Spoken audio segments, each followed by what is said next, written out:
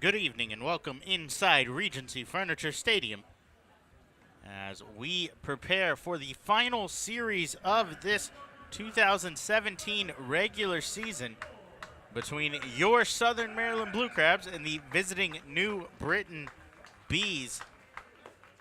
Last three games of the season coming up here. Blue Crabs have obviously clinched their playoff spot with their first half Freedom Division Championship. Bees have been eliminated from playoff contention this year.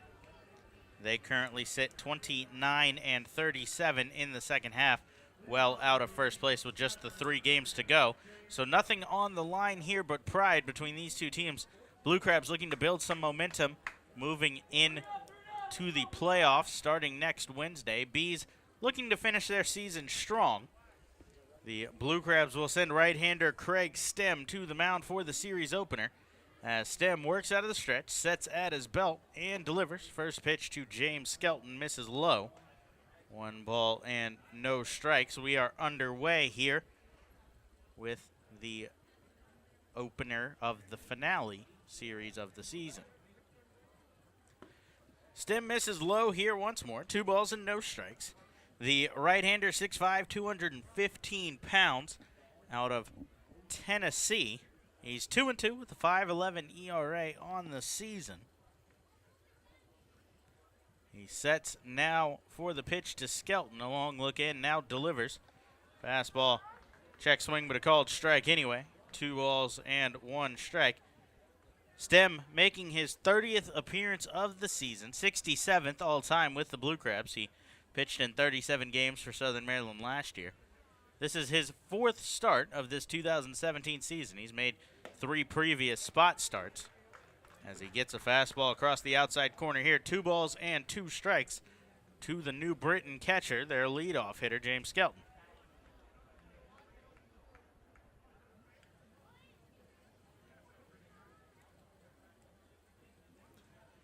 Stem sets now for the 2-2 pitch and delivers. Fastball low and inside. And Skelton, with a great eye at the plate, has worked the count full. We've seen this a number of times from Skelton this year, not only against Southern Maryland, but against the rest of the Atlantic League. He's 2 walks away from tying the Atlantic League single-season record for walks in a season. Stem delivers a fastball here. Cold, strike 3 on the inside corner, as Skelton will have to wait for the walk count to rise. He's set down looking on strikes for out number 1 here in the game.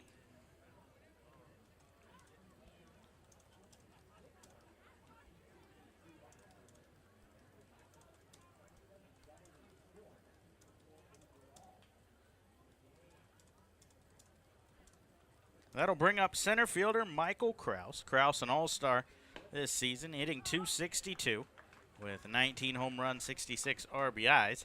Takes first pitch off speed, but catches the zone. No balls and 1 strike. Stem, regardless of whether base runners are on or not, prefers to work out of the stretch as he delivers a breaking ball inside here.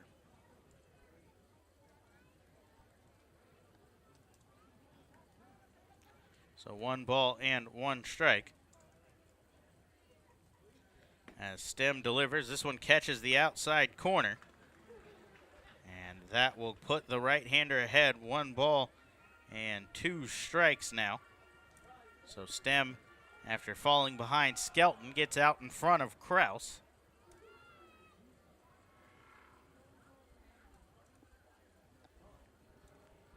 Ready's now for the 1-2 and delivers. Fastball just misses off the outside corner. 2 balls and 2 strikes. Defensive alignment behind Stem. Tucker Nathans in left field. Corey Vaughn in center. Zach Cohn in right. Around the infield, Jose Lozada at third. Edwin Garcia short. Nate Sampson at second. And Devin Rodriguez at first. 2-2 fastball called. Strike 3 on the outside corner as Kraus disagrees with the home plate umpire, Derek Moshe, but he's set down on strikes. Back-to-back strikeouts looking. Start the night for Stem.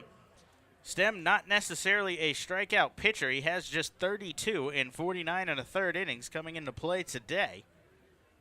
but he started this one with the strikeout ball working. He's halfway to his season high already, just 2 outs in. He picked up 4 strikeouts on 2 separate occasions, August 1st against the Bridgeport Bluefish, and in his last start, which came on August 23rd against the Lancaster Barnstormers. His first pitch to Jovan Rosa misses low and away, 1 ball and no strikes. The Bees' third baseman, a former Blue Crab, hitting .299 on the season, 15 home runs, 69 RBIs for Rosa. Fastball here, weakly swung on and missed as Stem blew that one by Rosa to even the count 1-1. Rest of the Bees lineup real quick. We've seen the first 2 and now Rosa. Designated hitter Craig Maddox awaits on deck. He'll hit cleanup. First baseman John Griffin will follow him. Jamar Walton will bat 6th and play right field. Yusuke Kajimoto 7th at second base as Rosa fouls off the 1-1, so 1 ball and 2 strikes. Kajimoto will bat 7th. Connor Bierfeld will bat 8th and play left field, and Michael Baca, the shortstop, will round out the lineup in the 9 spot. When the Bees take the field, Nate Rowe will lead them on the mound. Stem sets for the 1-2. This one jams Rosa a little bit. Fly ball out towards left center.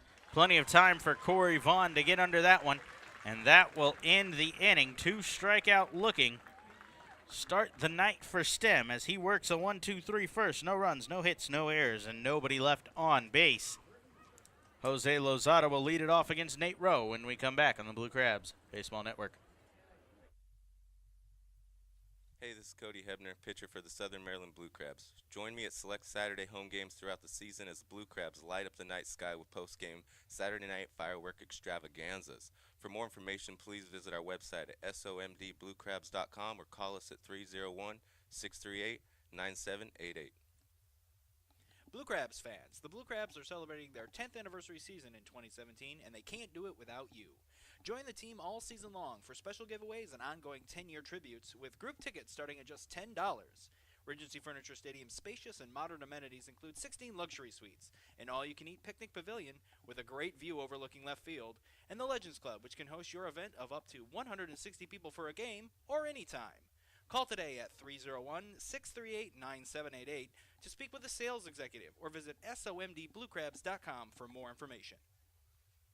The Southern Maryland Blue Crabs would like to congratulate Joe Gannon on being voted by fans as the starting pitcher for the Blue Crabs' 10-year team. Gannon made his professional debut in 2002 before signing with Southern Maryland in 2008, where he went 12-6 with a 3.17 ERA in his debut season with the team. During this campaign, he was named Atlantic League All-Star and Atlantic League Pitcher of the Year. Gannon appeared in 100 career games for the Blue Crabs, collecting 26 wins, including his 12-win season in 2008.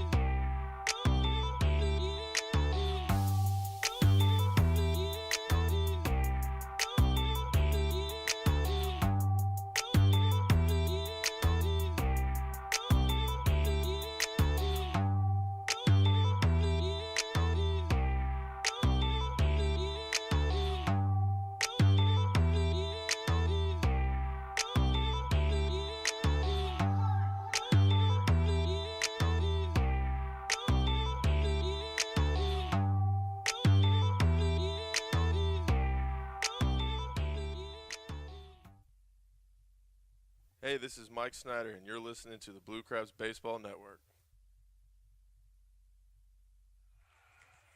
After a scoreless top of the first, Blue Crabs come up to bat for the first time. They'll be led off by the switch-hitting utility man playing third base tonight. Jose Lozada digs into the left-handed batter's box. Average sitting at 300 as he had a very solid road trip. He's been on a tear in the month of September. He'll lead it off against Nate Rowe as Rowe delivers a fastball, swung on and fouled back. No balls and 1 strike. Rowe 6-6 with a 3.80 ERA for the Bees on the season. He works out of the stretch as well.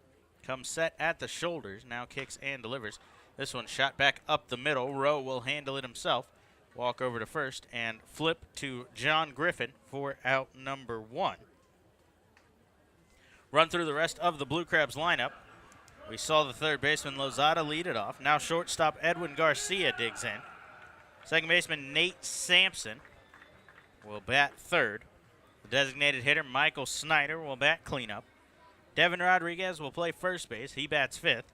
Corey Vaughn in center follows. Zach Cohn in right field bats seventh. Catcher Luis Allen 8th, and Tucker Nathans in left field 9th, as Rowe delivers a fastball on the inside corner and is ahead of Garcia. No balls and 1 strike.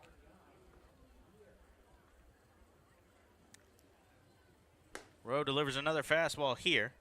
That misses high. 1 ball and 1 strike. The right-hander making his 59th appearance of the season for New Britain, just his 5th start in his 2nd season with the team. As Garcia off the end of the bat down the first baseline, it's over Griffin, but will go just foul. As Garcia will turn and head back to the box, 1 ball and 2 strikes. Rowe last season pitched 12 games for the Bees. 10 of those were starts. He struggled with a 5.87 ERA, but did go 5-3. Moved to the bullpen this year and has been successful. He was voted an Atlantic League All-Star. As at the break, he had a 3.29 ERA. Garcia fouls off the 1-2 and will turn around and do it again. Rowe has made 3 starts in a row. His last outing was arguably his best of the season, a 1-0 victory for the Bees over Sugarland. Rowe threw 5 scoreless, gave up just 3 hits and 2 walks. Garcia swinging here on the 1-2 once more, fouled out of play to the right side. As a battle brewing here between these two. And just the second batter in the bottom of the first. Nate Sampson awaits on deck. We've yet to see Sampson here at home as he joined the team heading to Lancaster and has been with them for 6 games now. Garcia weakly gets this one up the middle. Baca will field it behind the second base bag and fire across to first in time to get Garcia 2 up, 2 down for Rowe to start his night.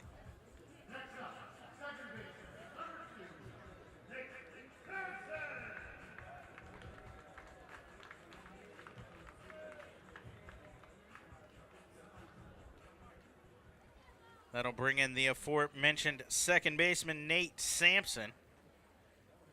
As Sampson digs into the box for his first swings here at Regency Furniture Stadium. Rowe comes set and delivers. Sampson swinging on the first pitch, fouled back out of play. No balls and 1 strike. Sampson in his 12th professional season, first in the Atlantic League. He's hitting .269 with 4 RBIs in the 6 games to this point, 7 for 26 on the road series. He started off strong against Lancaster as he picked up 2 multi-hit games in that 3-game series, but scuffled a bit against the York Revolution. Rowe ready for the 1-1. That pitch misses outside as Sampson gets ahead, 2 balls and 1 strike in a hitter's count. Designated hitter Michael Snyder awaits on deck. Dangerous bat there. As Sampson rips one over the shortstop and into left center field. Nate Sampson is aboard with a 2-out single to keep the inning alive for Snyder. The designated hitter heads to the plate now. He's right in the hunt for that Atlantic League Player of the Year that we've talked about. He's hitting .283, 25 home runs, 72 RBIs on the season. He brings a 5-game hitting streak into this one, but was off in the series finale last night. He's swinging on the first pitch, a towering fly ball towards center field. Kraus barely moves, camps under that one, and makes the catch to retire the side. So Sampson picks up the 2-out hit, but Rowe works around it. No runs on 1 hit, no errors, and 1 man left on base. Scoreless through 1. We head to the top of the second when we come back on the Blue Crabs Baseball Network. Celebrate the history of our national pastime at the National Baseball Hall of Fame and Museum in Cooperstown. See priceless treasures that will bring your baseball memories to life. Cooperstown is where you, your family, and your friends can relive baseball's greatest moments and honor the all-time greats of the game.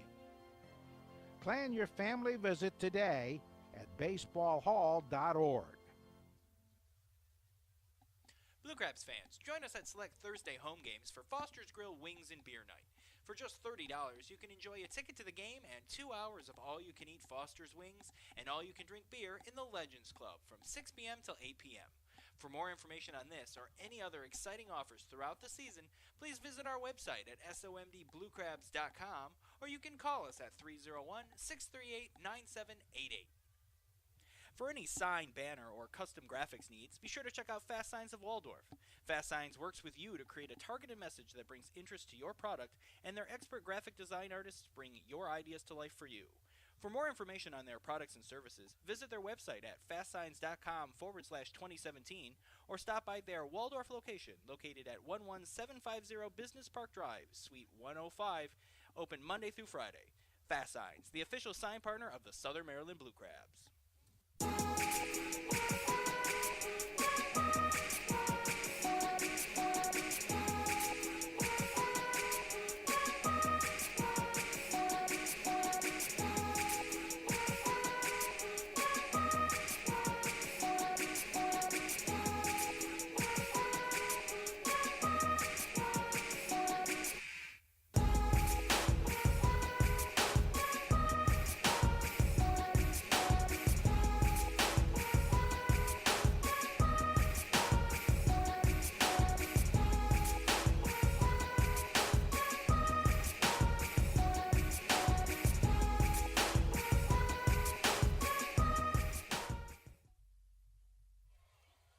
Apologize for some technical delays there in between innings as Craig Maddox was up and singled over the shortstop's head into left field. Sliding effort from Tucker Nathans, but unable to get there as Maddox is aboard to lead off. So we did miss the one batter, but that will bring in John Griffin as Griffin heads to the plate. With the leadoff man aboard, the corner infielder hitting .277 with 12 home runs, 62 RBIs, as he's swinging on the first pitch. High fly ball to deep left field. Nathans has no choice but to watch this one sail out of here. A 2-run home run from John Griffin. And just like that, New Britain takes a 2-run lead. And they are on the board first. A long home run from Griffin, his 13th of the season.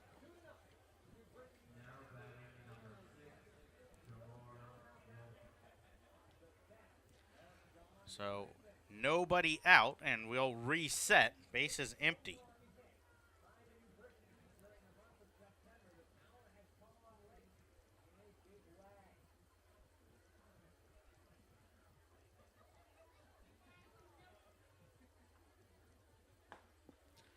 So Stem right back to work as he gets the first pitch across to Jamar Walton. No balls and 1 strike on the right fielder, former Blue Crab. Walton is hitting .289 with 13 home runs, 51 RBIs. Swinging and misses here. No balls and 2 strikes.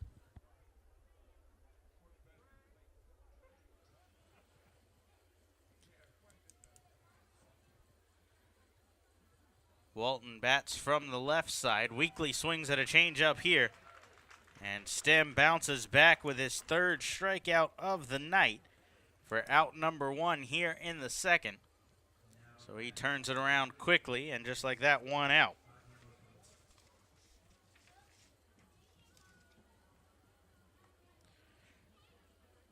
Stem making his 21st career start We mentioned just his 4th of this season for the Blue Crabs. He sets now for the first pitch to Yusuke Kajimoto and delivers. This one's rolled towards first. Rodriguez backhands. He'll take it to the bag himself in time for the 3 unassisted.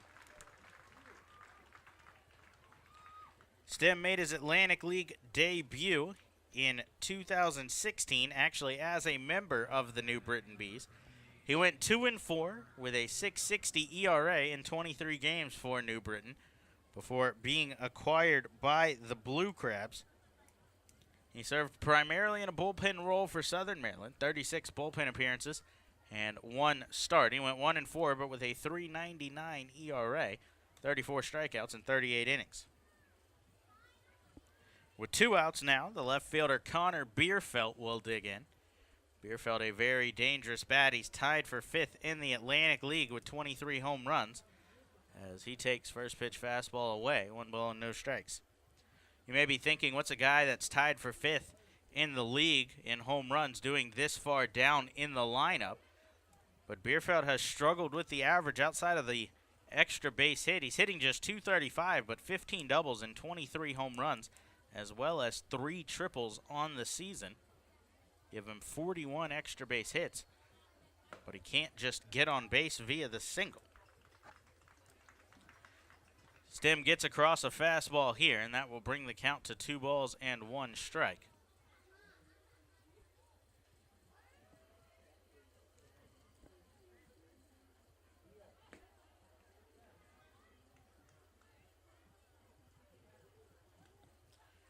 Stem misses the 2-1 here, so he falls behind 3 balls and 1 strike. Fastball count for Bierfeld, and he feasts on those as Stem sets. Got to be very careful here with the 3-1 pitch. It is a fastball. Bierfeld just misses it and fouls it off down the third baseline, and the count runs full.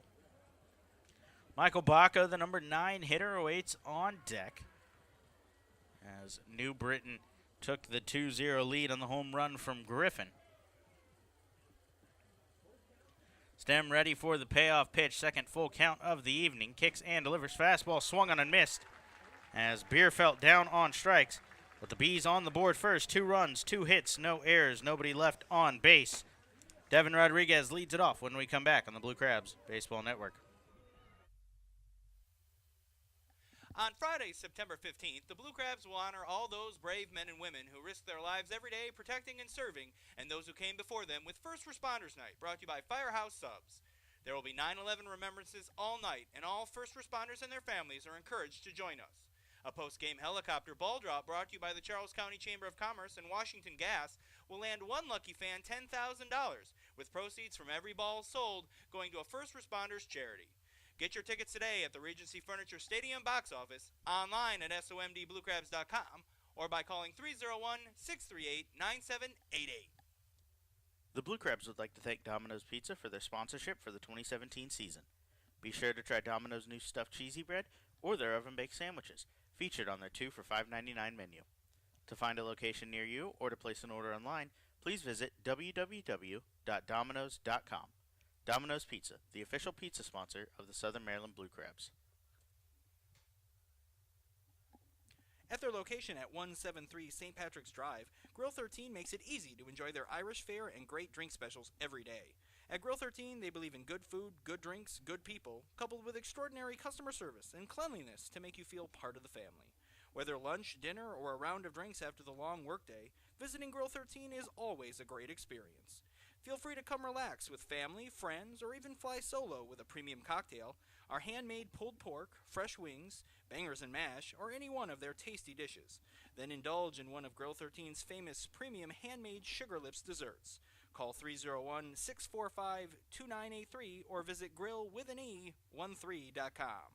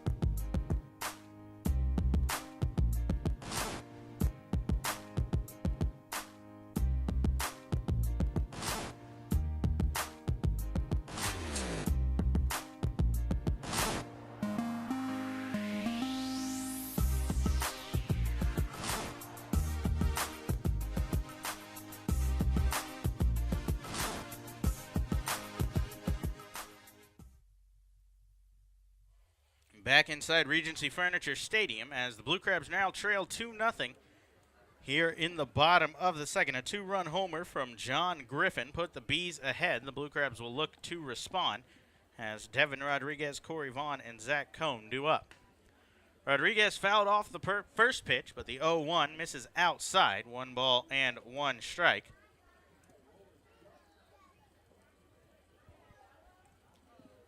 Rowe allowed a 2-out single to Nate Sampson in the first, but recovered to get a flyout from Michael Snyder and end the inning. He gets across a changeup on the outside corner here and is ahead of Rodriguez, 1 ball and 2 strikes. Rodriguez, one of 3 All-Stars in the Blue Crabs starting lineup today. We saw Michael Snyder in the first and Corey Vaughn, who awaits on deck.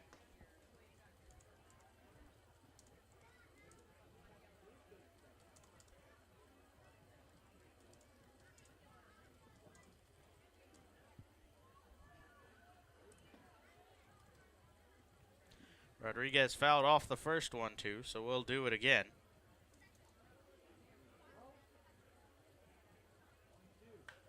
This one jams Rodriguez a little bit as he fights it off towards the third base dugout. No play for Rosa, as that will go foul.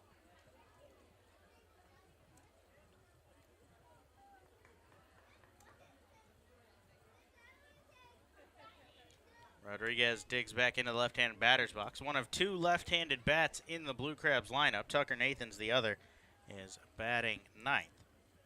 1-2, Rodriguez lines this one towards second. That's going to get past Kajimoto and into center field as Devin Rodriguez with a lead-off single starts this inning.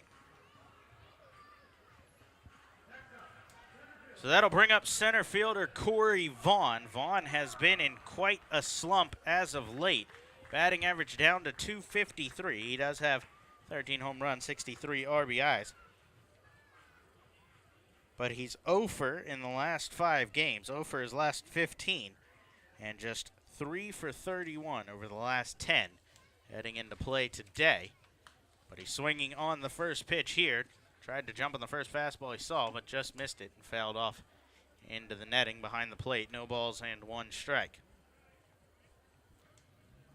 Vaughn had yesterday off, trying to give a day of rest and get his bat back on track.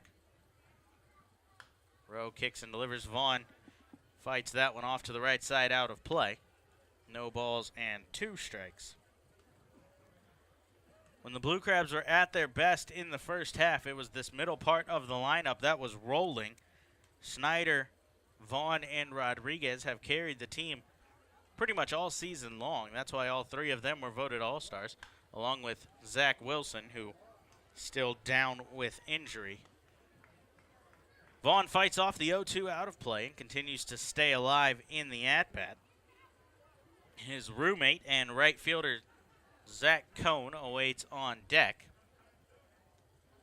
as Rowe readies for the 0-2 once more and delivers. Breaking ball here. Good eye from Vaughn as that one misses low out of the zone. 1 ball and 2 strikes.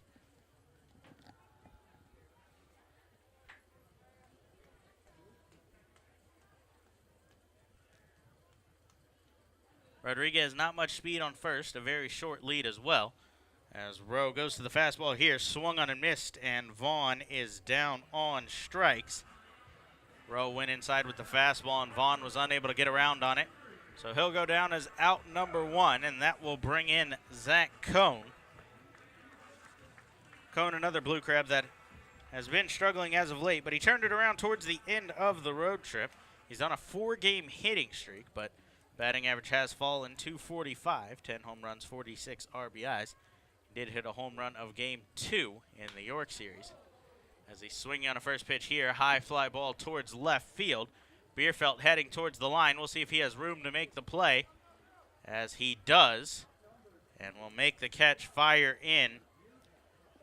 But Rodriguez will stay at first, so Bierfeld with a long run just had enough room to make that catch on the wall.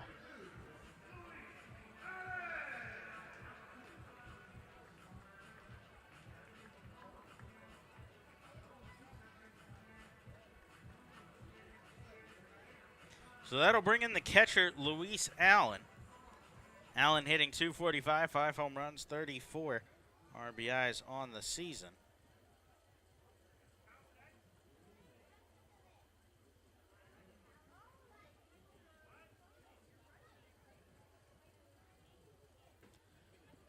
Allen jumps on the first pitch here, lined down the third base line towards left field, but hooking just foul.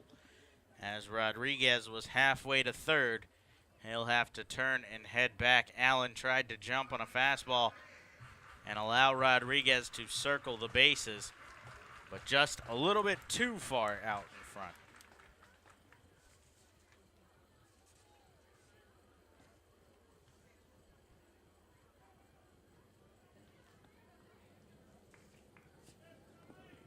Rowe back to work for the 0-1. Breaking ball misses low and away. 1 ball and 1 strike. Allen, another Blue Crab that's been struggling as of late. In the last 10 games, he's just 2 for 13, but he does have a solo home run that came in Game 2 of that York series. Him and Cone both hit solo shots in that game, the only 2 runs for the Blue Crabs, as the offense sputtered in that series. Outside of the 3 solo home runs in Games 1 and 2, they didn't score a run in those first 2 matchups. Rowe sets now for the 1-1. It's a changeup that misses low, smothered behind the plate by Skelton, as he manages to keep that one in front of him. 2 balls and 1 strike now on the Blue Crabs catcher. Tucker Nathans, the number 9 hitter, awaits on deck. Nathans does have some pop in his bat. 3 home runs and 16 RBIs since joining the Blue Crabs just over a month ago. Ready for the 2-1 now. Fastball misses outside as Allen, who has a good eye at the plate, it's the count to 3-1. Blue Crabs catcher has drawn 25 walks on the season already. As Rowe comes set, gives a look at Rodriguez, now delivers. 3-1 fastball is popped up towards shallow center. Kraus coming on. He'll camp underneath that one and make the play to end the inning. So Rowe works around the leadoff hit. No runs, 1 hit, no errors, 1 man left on base. Bees still hold a 2-0 lead heading to the 3rd when we come back on the Blue Crabs Baseball Network. Hey fans, be sure to join us at the ballpark every Tuesday home game for our new Tuesdays.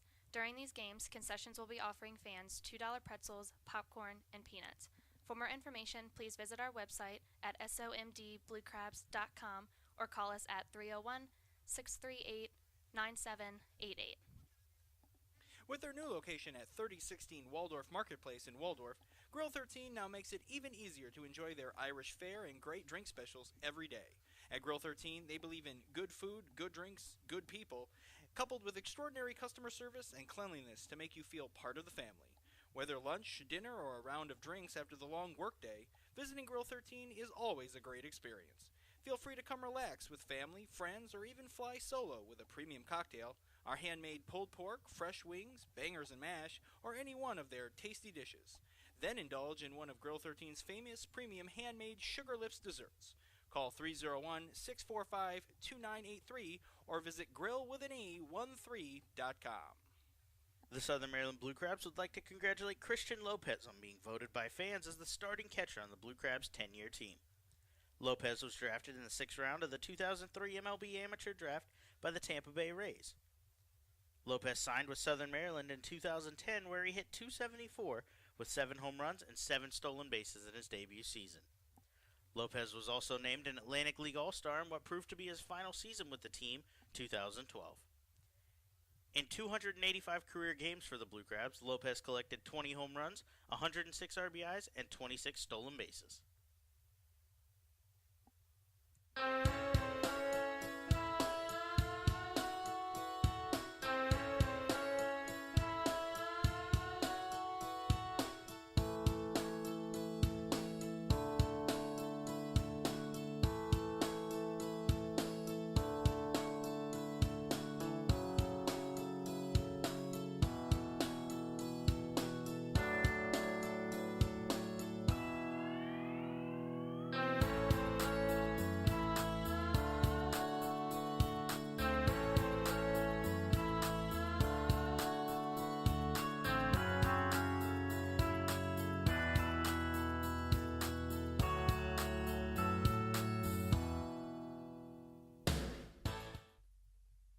Stem back to work in the third, trailing 2-0 as the number 9 hitter, Michael Baca, leads off. And he takes first pitch, squares to bunt, but pulls back, and a called strike. No balls and 1 strike on Baca. Stem goes to the change-up here. That one comes low and inside. 1 ball and 1 strike. Baca hitting .207, 2 home runs and 19 RBIs on the season. Stem sets now for the 1-1 and delivers. This one's shot right back where it came from. That's going to head into center field. And Baca is aboard with a leadoff single. The second straight leadoff runner to reach base via the single.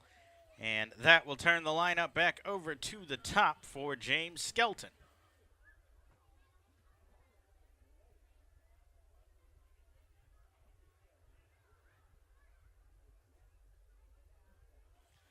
Skelton battled the count full in the first, but ended up striking out looking.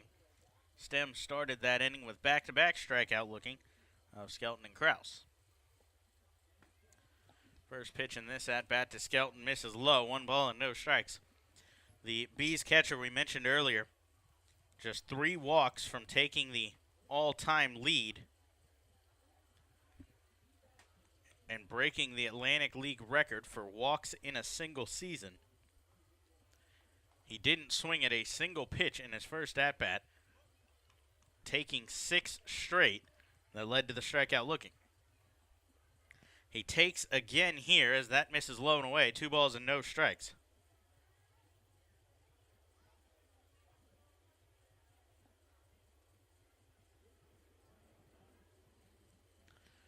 So 8 pitches, and Skelton has yet to have the bat leave his shoulders. But Stem will check on first. Baca dives back in safely. Baca does have 6 stolen bases on the season.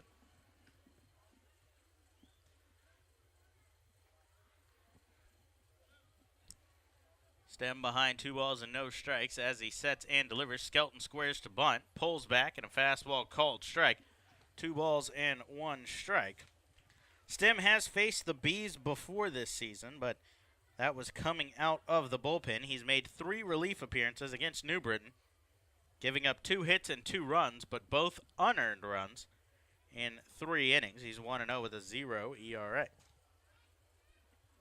He sets, but now a check on first as Baca lays back out and gets in safely.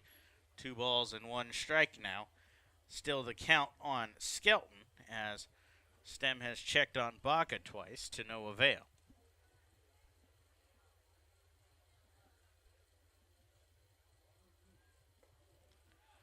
The pitch misses here, and Stem now behind 3 balls and 1 strike as Baca faked from first on that one, but ended up retreating.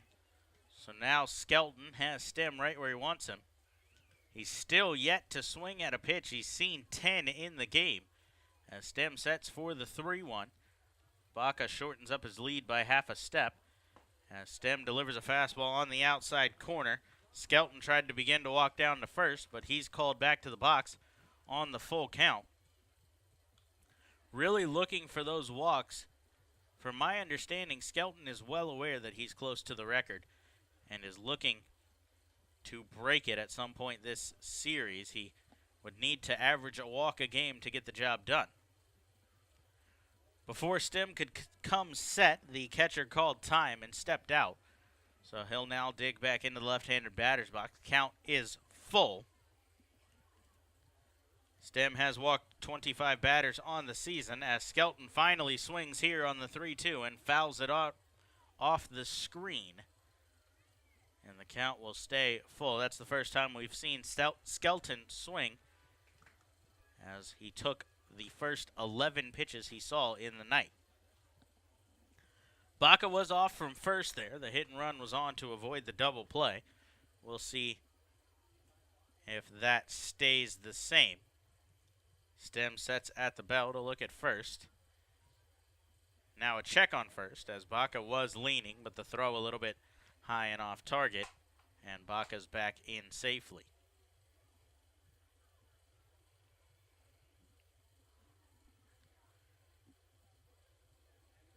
Skelton hitting .255 against the Blue Crabs this season. He does have 1 home run as well as 3 RBIs. Stem sets for the 3-2 and checks on first again. The 4th time in this at-bat to Skelton that Craig Stem has thrown over to first. But yet to be a close play over there as Baca has maintained a good read on the right-hander. Stem sets for the payoff pitch once more. Baca off from first as the 3-2 swung on and fouled off down the left field line and out of play. Baca will have to retreat to first and will do it again. That was the 7th pitch of the at-bat to Skelton as Stem's pitch count is rising rapidly. It's sitting at 37 through just 2+ innings. Skelton, one of the main reasons for that, as Stem prepares for his 14th pitch to Skelton on the night, 8th of the at-bat. Baca off from first, 3-2. Misses the throw down, irrelevant, as Baca is in freely on the walk, and Skelton will head down to first, his 100th walk of the season. We'll put runners on first and second with nobody out for the center fielder, Michael Kraus. Kraus struck out looking in his first at-bat as well.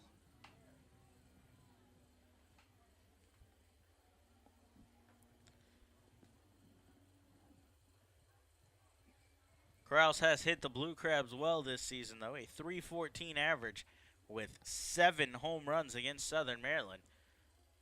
He only has 19 on the season, so a little more than a third of those have come against the Blue Crabs. He's swinging on the first pitch here, but swings right over the top of that one, and Stem gets ahead, no balls and 1 strike. Middle infield is in double play depth, looking for a ground ball to turn 2 and bring Stem within an out of getting out of the inning. The 0-1 fastball misses outside, 1 ball and 1 strike.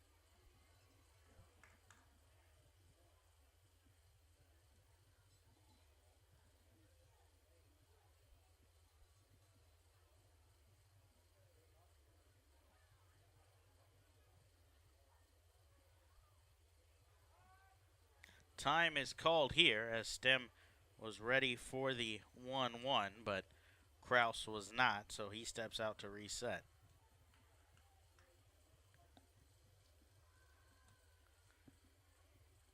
Stem ready once more. A look at second, now delivers.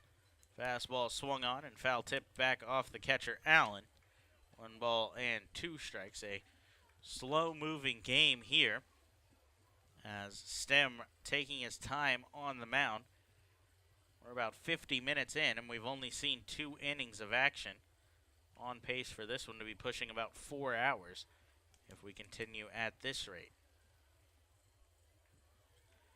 Stem sets for the 1-2 pitch and delivers. Off-speed pitch misses low. 2 balls and 2 strikes.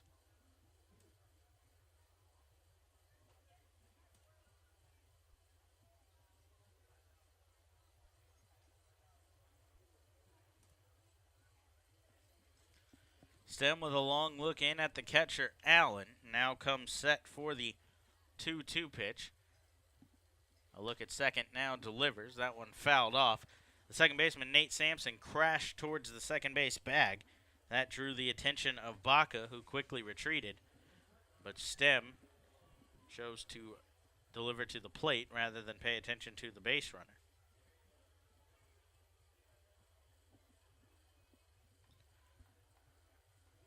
So we'll do the 2-2 once more, as Stem's thrown a lot of pitches in this inning, has yet to record an out. Sets for the 6th pitch of the at-bat to Kraus. Change up misses low, and the count runs full. The 4th full count Stem has had to work to in this matchup so far.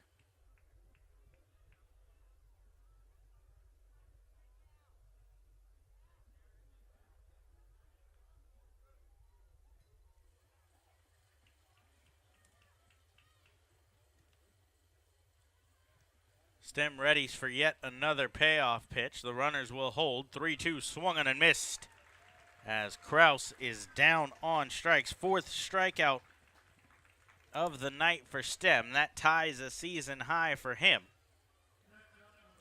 and puts him a ground ball away from getting out of the inning. We mentioned Stem making his 4th start of the season. When he was originally signed with the Blue Crabs, he went straight into the starting rotation, making back-to-back starts against the Sugar Land Skeeters. June 9th, he made a season debut, 3 innings, 5 hits, 4 runs. Took the loss in that one. June 14th, he returned to his starting role, 5 innings, 3 hits, 2 runs. Did not factor in the final decision. He then moved into the bullpen full-time with the addition of Drew Hayes, who took over Stem's role in the starting rotation. Stem did not make another start until August 23rd. He went 5 innings there, 3 hits, 1 run, struck out 4 in that one. He did not factor in that decision either, as the Barnstormers took that game 5-4. Stem now sets for the 1-0 pitch to Jovan Rosa and delivers. Rosa with a high fly ball towards deep left field. Tucker Nathan's going back. It looks like he'll have room to make the play. He'll make the catch on the track. Baca will tag from second. He'll round third, but get the stop sign there. Skelton will hold at first as Nathan's throw came into second. So Rosa moves one of the runners up as Baca now just 90 feet away, but Stem just 1 out away as he's got 2 down in the inning. Catcher Luis Allen will call time and throw down the signs for the infield should the double steal attempt be on. Skelton does have speed, not something you're used to saying for a catcher, but he's second on New Britain with 17 stolen bases on the year. He's on first, Baca's on third, and Craig Maddox at the plate. Maddox got the second started, singling on the first pitch he saw, but he takes first pitch change up here. No balls and 1 strike. Maddox shot a line drive over the shortstop Edwin Garcia and then came around to score immediately on the 2-run home run from John Griffin that's currently serving as the difference in the matchup to this point.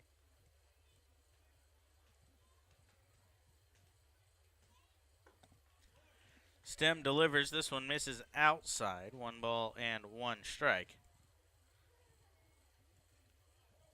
Maddox, another former Blue Crab on this New Britain team. He also serves as the hitting coach for the Bees under former manager with Southern Maryland, Stan Clyburn. 1-1 pitch, check swing, but holds back as this one misses low and outside. 2 balls and 1 strike.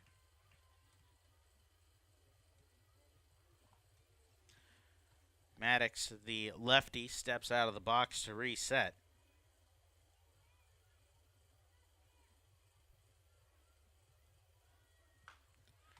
This one's rolled towards first, but it will get foul as Rodriguez will watch it roll by. 2 balls and 2 strikes.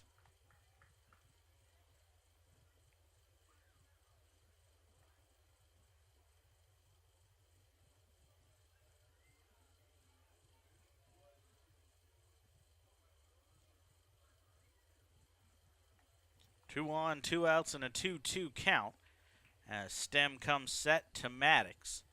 A look at first and delivers. This one swung on and foul tipped back off the catcher, Luis Allen, and will step out and do it again.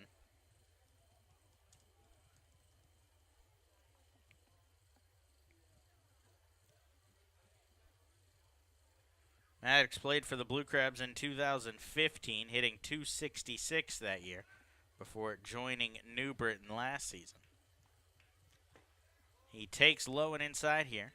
3 balls and 2 strikes as another full count on the ledger for Stem. Maddox had a great season last year for the Bees, .306, a career-high batting average for him. He also had a career-high 10 home runs and 56 RBIs, all of those career highs, but he's topped the home runs and RBIs total as he has 12 and 83 this year. Payoff pitch on its way, swung on and missed as Maddox is down on strikes. A very long inning for Stem, but he finally gets out of it, and he gets out of it unscathed, as he allows no runs on one hit, no errors, and 2 men left on base. Blue Crabs still trail by 2 as we head to the bottom of the 3rd on the Blue Crabs Baseball Network. Don't forget, kids, every Sunday is Kids Day at the ballpark. Bring the whole family out to the ballpark and enjoy a pregame autograph session with the Blue Crabs players. Free admission to Pitch's Playground, and postgame, kids run the bases. For more information on this or any other exciting events throughout the season, please visit our website at somdbluecrabs.com, or you can call us at 301-638-9788. TN Bose Heating and Air Conditioning is proud to present Fans for Our Fans at Regency Furniture Stadium this 2017 season. When the temperature at game time is expected to be a scorcher, TN Bose will do what they do best, keep you always the right temperature, by providing hand fans to the first 200 guests entering the stadium that day. Learn more about their technologically advanced AeroSeal duct sealing procedure online at tnbose.com. TN Bose for all of your air conditioning and heating needs. The Southern Maryland Blue Crabs want to congratulate Casey Benjamin on being named as the second baseman on the Blue Crabs 10-year team. Benjamin was signed out of Tennessee Technological Institute by the Texas Rangers organization, where he made his professional baseball debut. He signed with Southern Maryland in 2010, where he hit .304 with 20 home runs in 112 games. Benjamin played in 327 career games with the Blue Crabs, hitting 54 home runs and driving in 209 runs over his 3 seasons with the team.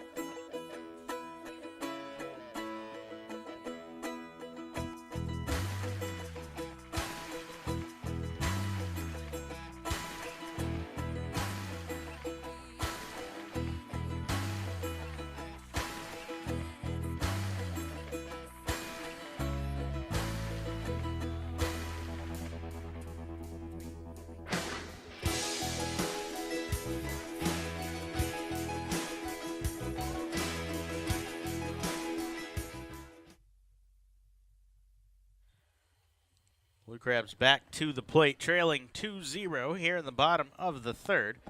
As 9-1-2 due up, Tucker Nathans leads it off and takes a fastball outside. 1 ball and no strikes. Nathans swinging here, a little bit behind, and that will even the count. 1 ball and 1 strike on the Blue Crabs left fielder. Nathans hitting .232. 3 home runs, 16 RBIs on the season, as he takes low and in. 2 balls and 1 strike.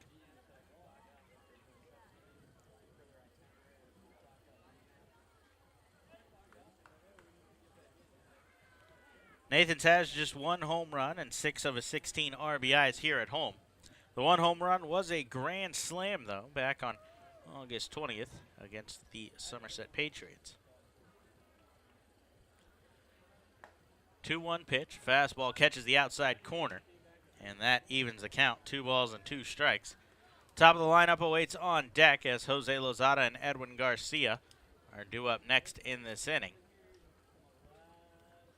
The Bees have Nathans shifted to pull in the outfield. Infield has him played straight up as Rowe ready for the 2-2. Big swing, foul tipped back into the mitt of Skelton. He'll hang on, and Nathans is down on strikes. Second strikeout for Rowe, and out number 1 here in the 3rd.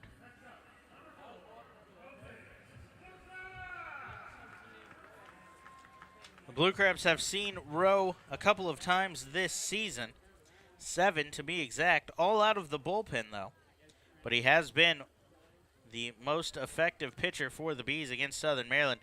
2-0 in those 6 appearances with a 0 ERA. He's given up just 6 hits in 7 innings of work.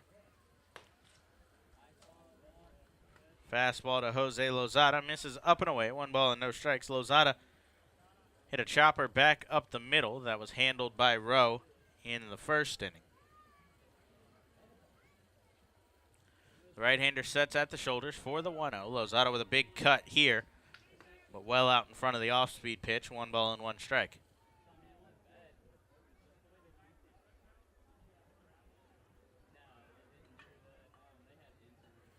Craig Stem, the starter for the Blue Crabs, is currently down the line stretching. It appears he may be struggling with some stuff.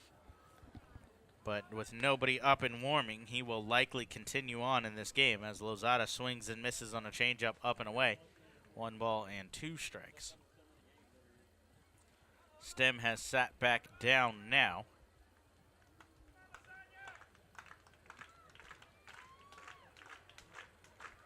1-2 pitch on its way. Lozada out in front of that one, but gets a high fly ball out towards right center field. Jamar Walton drifting back, and he will have time as that one hangs up long enough for Walton to make the play for out number 2.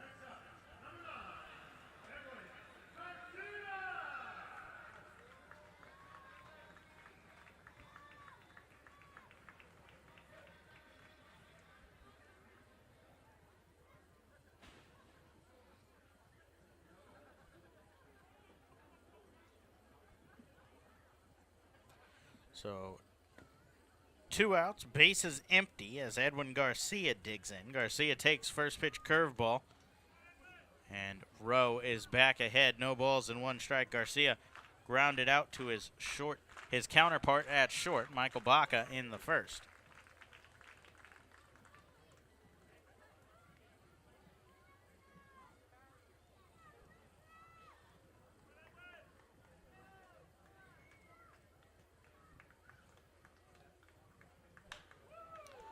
Garcia swinging here on the 1-1. Fly ball out towards right. Jamar Walton heading over towards the line. He'll make the play and end the inning. A 1-2-3 inning for Rowe as he allows no runs, no hits, no errors, nobody left on base. Rowe's cruising right along. He takes a 2-0 lead into the 4th. John Griffin due up when we come back on the Blue Crabs Baseball Network. Shopping for groceries in a clean, friendly store? That's smart. Shopping for groceries in a clean, friendly store and saving some money while you're doing it? That's wise. At Wise Markets, you'll find all your favorite brands, prices you'll appreciate. That means more meat for less money, more dinner for less dinero, and more milk for less moolah. Stop by a Wise Market today. Eat better, spend less. That's Wise. Hey Blue Crabs fans, this is Justin DeFreitas.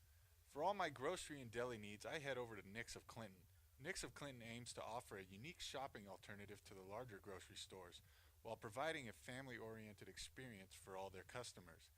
Nick's of Clinton, the official hot dog and sausage sponsor of Southern Maryland Blue Crabs. The Southern Maryland Blue Crabs would like to congratulate Eric Crozier on being voted by fans as the starting first baseman on the Blue Crabs 10-year team. Crozier was originally drafted in the 41st round of the 2000 MLB Amateur Draft by the Cleveland Indians and made his MLB debut in 2004 with the Toronto Blue Jays. While in the major leagues with the Blue Jays, he collected 2 home runs in 14 games in his 2004 debut season. He signed with Southern Maryland in 2008, hitting .265 with 13 home runs and 10 stolen bases that season. He appeared in 279 career games for the Blue Crabs, collecting 44 home runs and 149 RBIs in 3 seasons.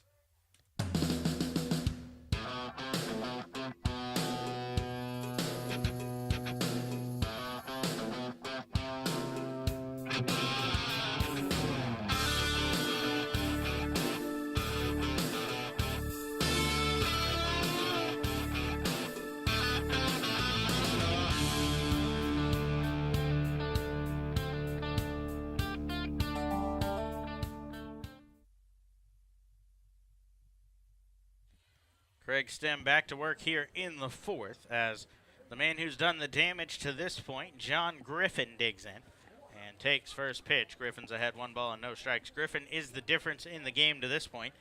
His 2-run home run in the 2nd put the Bees ahead at the score we stand at right now.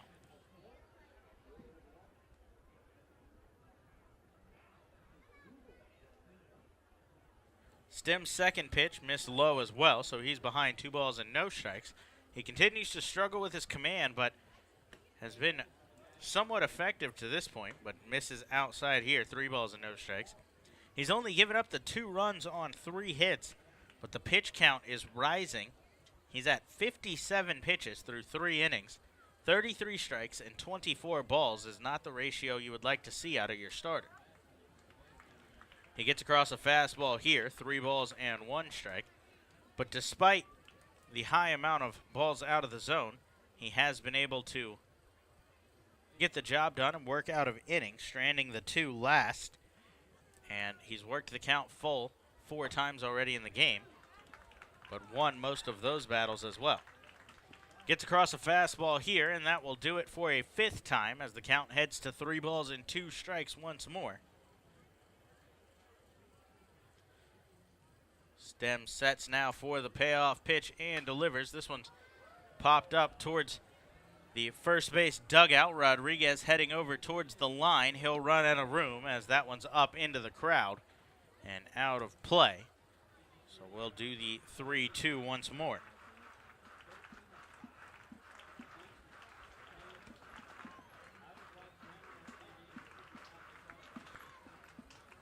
So Stem buying some time for Rodriguez to return to his position, gets a new baseball as that one was lost out of play. He shakes off Luis Allen and now sets for the 3-2 and delivers. Check swing here, sent down to first base umpire, who says he doesn't go around, and John Griffin is aboard with a leadoff walk, the 2nd walk of the day for Stem on the mound.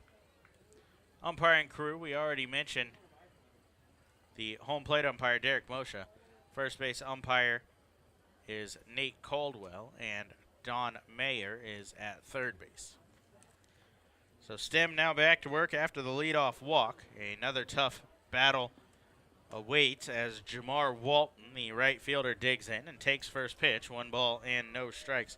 Walton's 0 for 1. He struck out in the 2nd, but he is hitting .289 on the season with 13 home runs, 51 RBIs. Stem ready for the 1-0 and delivers. This one shot back up the middle, right underneath Stem, and then over the second base bag into center field. A single for Walton, and just like that, the Bees are in business once more. First and second, nobody out. The good news for Stem is this is the exact situation he saw last inning. A leadoff single to Micah Baca started the 3rd. A walk to James Skelton put runners on first and second with nobody out. He then bounced back for a strikeout, a flyout, and another strikeout to end the inning. We'll see if he can do the same here as Yusuke Kajimoto digs in. The Blue Crabs expecting Kajimoto to bunt as Lozada and Rodriguez are in on the lip of the grass. And Kajimoto squares around very early. He stabs at it and fouls it off. Not the textbook bunt you'd like to see there, as he's now behind in the count, 0 balls and 1 strike. That pitch was out of the zone away, and Kajimoto tried to stab his bat out at it, but ended up fouling it straight back. Kajimoto out of Osaka, Japan, 5'10", 165, against the 6'5" frame of Craig Stem. Stem sets for the 0-1. Kajimoto squares around early once more. Throw down to second as Griffin is hung out to dry. The throw to third as he tried to run, and Lozada tags him out. A great play from the Blue Crabs there. Will pick up out number 1 in the inning. Heads up from Luis Allen behind the plate. The pitch missed outside. Kajimoto pulled back. Allen fired behind Griffin at second, who was frozen.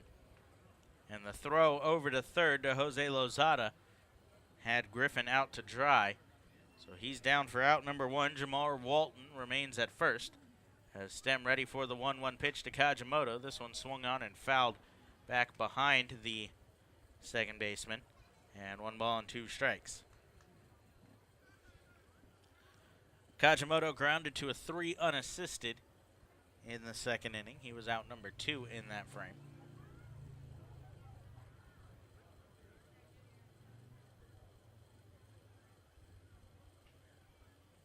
Runner off from first. Breaking ball swung on and missed. Throw down to second. Right on the money. A laser from Luis Allen catches Jamar Walton stealing. And after 2 on and nobody out, Craig Stem works out of the jam. No runs on 1 hit, no errors, and nobody left on base. Blue Crabs look to carry that momentum to the heart of their lineup. 3-4-5 when we come back on the Blue Crabs Baseball Network.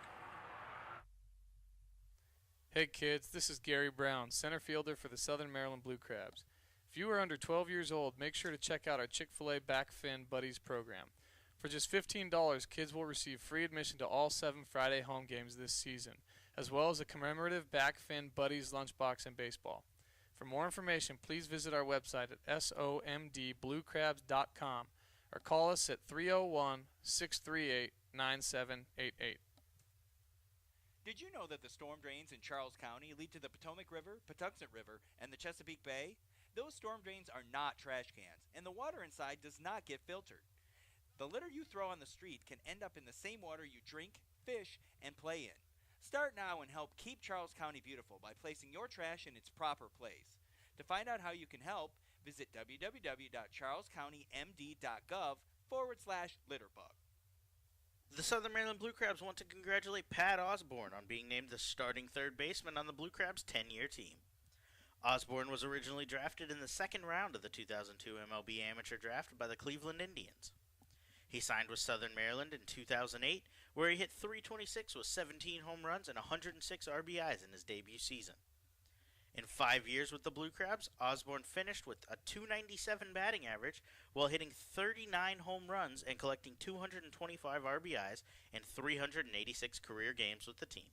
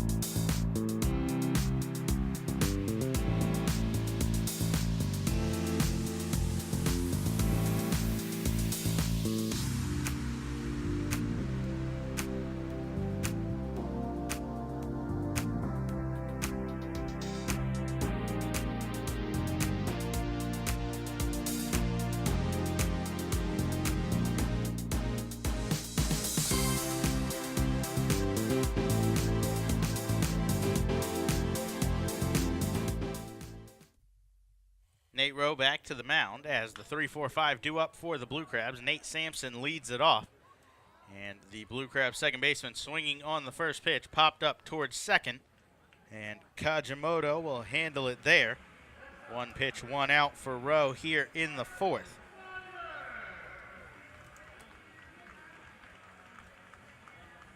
Rowe has been effective to this point. He had thrown just 42 pitches coming into the inning through his first 3 frames, and took just 1 pitch for the first out in this inning, and that will bring up Michael Snyder. Snyder flew out on the first pitch he saw to end the first. He takes fastball up, 1 ball and no strikes. Snyder finally came through with a home run for the Blue Crabs in Game 1 of that York series. It had been over 2 weeks since the big man's last home run. The Blue Crabs desperately need his power stroke to get back as he takes a big cut here on a 1-0, fouled straight back into the wall. 1 ball and 1 strike. Snyder had just 2 home runs in the entire month of August. Let's go, Mike. Get these sticks going. Count even 1-1 as another all-star in the form of Devin Rodriguez awaits on deck. The 1-1 to Snyder. Fastball misses low. 2 balls and 1 strike. Little background on Nate Rowe, the 6'2", 205-pound right-hander.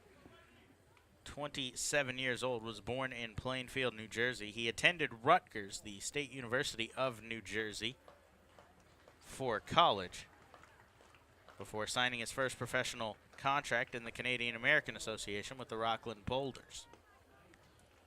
Rowe pitched 2 seasons for Rockland and then started the 2015 year with the Boulders before moving to the Garden State Grays, also of the Canadian American. Then in 2016, he started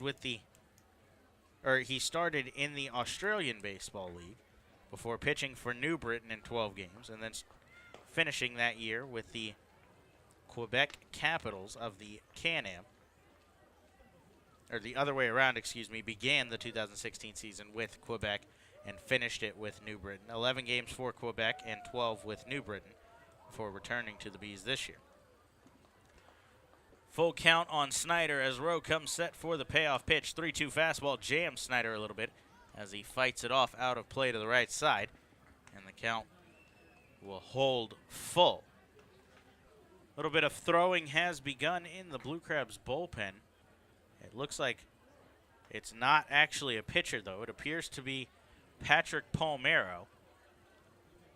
So I'm not sure if something might have happened to one of the Blue Crabs infielders, but Palmero is loosening up down the line as if he's going to come in. Snyder takes 3-2 fastball cold, strike 3.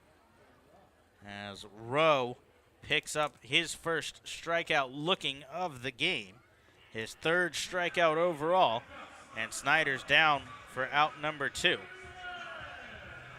It was, in fact, Palmero throwing with, it looks like, Daryl Thompson down the line. Thompson, a starter for the Blue Crabs, done for the regular season. He's slated to throw either Game 2 or Game 3 of the playoff series for Southern Maryland.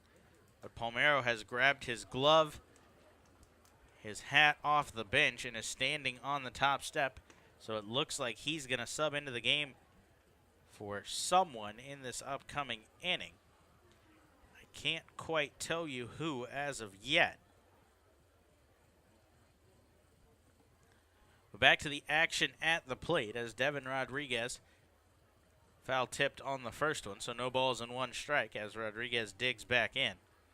Rowe kicks and delivers. Rodriguez out in front of a breaking ball here, pulled down the first baseline, just foul. As Rodriguez looks to be in a little bit of discomfort at the plate. He stretched himself out trying to get a piece of that one, and a little bit out in front of it, so he's behind, no balls and 2 strikes. He has one of the 2 hits on the board against Rowe to this point.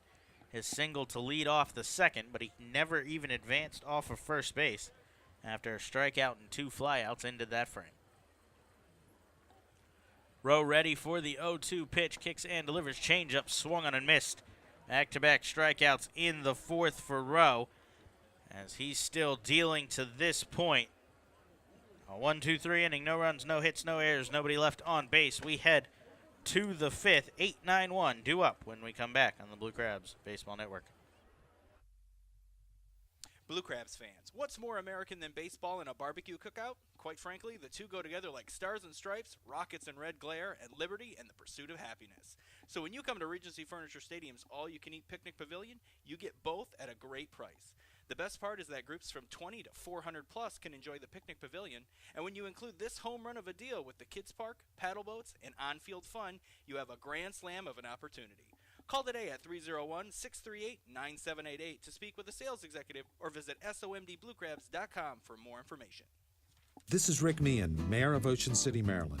For everyone who's put off planning a vacation this summer, I've got good news for you. Ocean City, Maryland is a procrastinator's paradise. We've got 10 miles of free beach, an amazing 3-mile boardwalk, golf, fishing, shopping, dining, and free events 7 nights a week, including fireworks, boardwalk light shows, dance parties, and movies right on the beach. It's not too late. Book a visit today at ococean.com. That's ococean.com. The Southern Maryland Blue Crabs would like to congratulate Travis Garcia on being named the starting shortstop on the Blue Crabs' 10-year team. Garcia was originally drafted by the New York Mets in the 21st round of the 2003 MLB Amateur Draft. He signed with Southern Maryland in 2008, their debut season, and in 2009 he hit .353 with 16 home runs and 63 RBIs. In 5 seasons with the Blue Crabs, Garcia finished with 59 home runs and 229 RBIs in 330 games. Hey,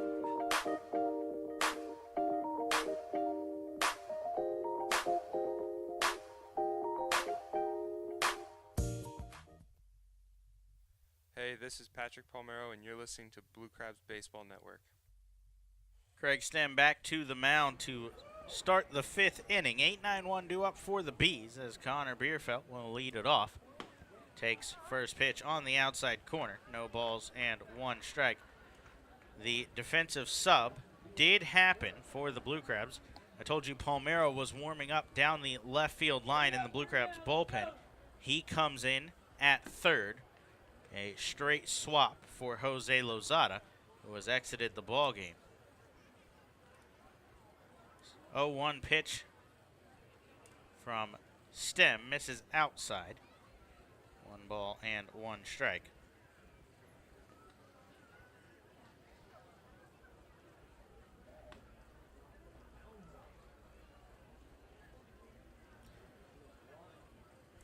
Two balls and 1 strike now as another take from Bierfeld. He's 0 for 1, struck out in his first at-bat to end the 2nd inning. He's swinging here, a chopper down the third baseline, out of play. 2 balls and 2 strikes.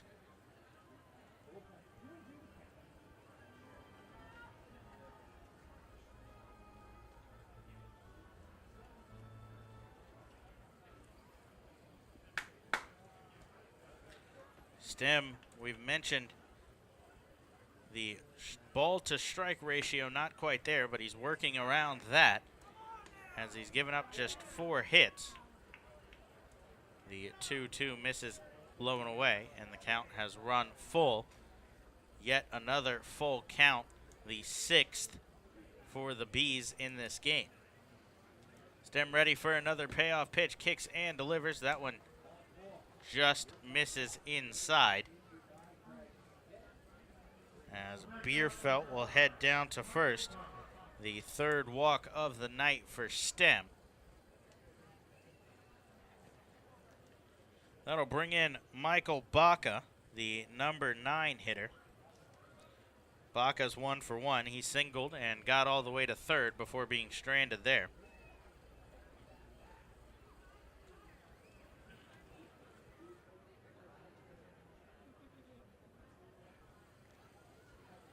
Stem sets. He gives a look at Bierfeld at first. Now delivers. Baca squares to bunt. Pulls back. Called strike on a fastball down the middle. Bierfeld has just 1 stolen base on the season, but he does have a decent lead at first. He's 1 for 2. Baca squares again, pulls back once more, and that one off the plate away. 1 ball and 1 strike.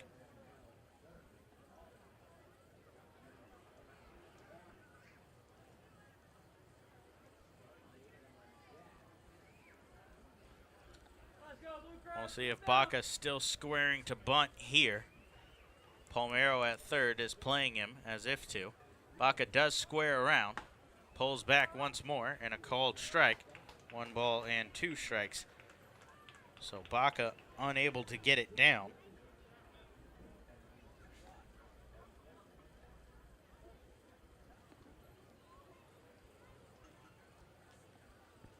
I imagine the bunt symbol is, or the bunt sign is off now, as Baca will have to try to get something in play and advance the runner. Stem ready for the 1-2. Baca chokes way up on the bat and takes fastball low, 2-2. An unusual at-bat here for Baca. He never looked fully committed to actually getting the bunt down. He would turn and square, but never all the way. It was more like half squaring, as if he was trying to pull back and swing. But instead, he just continued to take pitches, and now he's choked about a quarter of the way up the bat as Stem ready for the 2-2 delivers. Baca just gets a piece of it rolled down the first baseline. Stem will pick it up. His only play is an underhand toss to first. On the 1-3 putout, Baca is down, but he eventually gets his job done as a sacrifice hit. He couldn't get the bunt down, so he choked up and pushed it to the right side and allowed Bierfeld to advance into scoring position for the top of the lineup as James Skelton heads back to the plate. Skelton is 0 for 1, a strikeout and a walk to this point.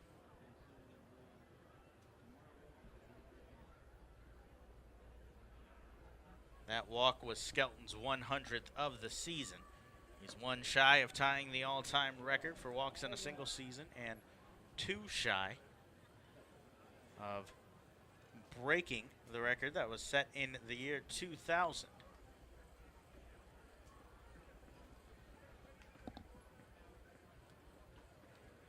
Stem sets at the belt for the 1-0 pitch. A look at second. Now kicks and delivers. That fastball misses inside. 2 balls and no strikes.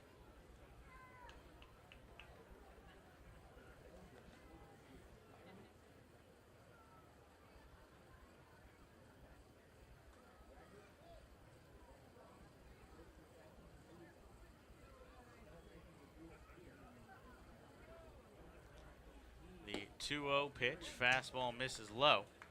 3 balls and no strikes.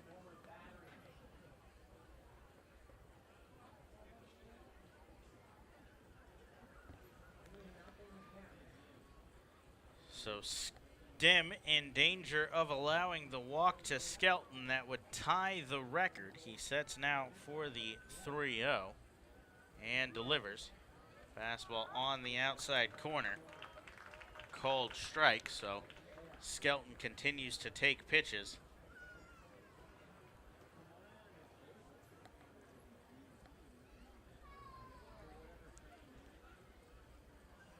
We've seen him swing just 2 times as he continues to try to get that record.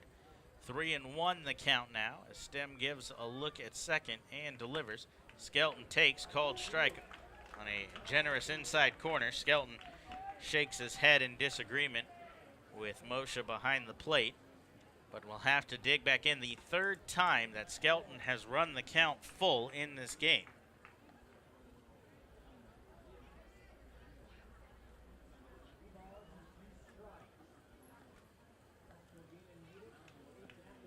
So 3 balls, 2 strikes as Skelton continues to grind out at-bats. He calls time here. Stem was taking a while to ready for the pitch.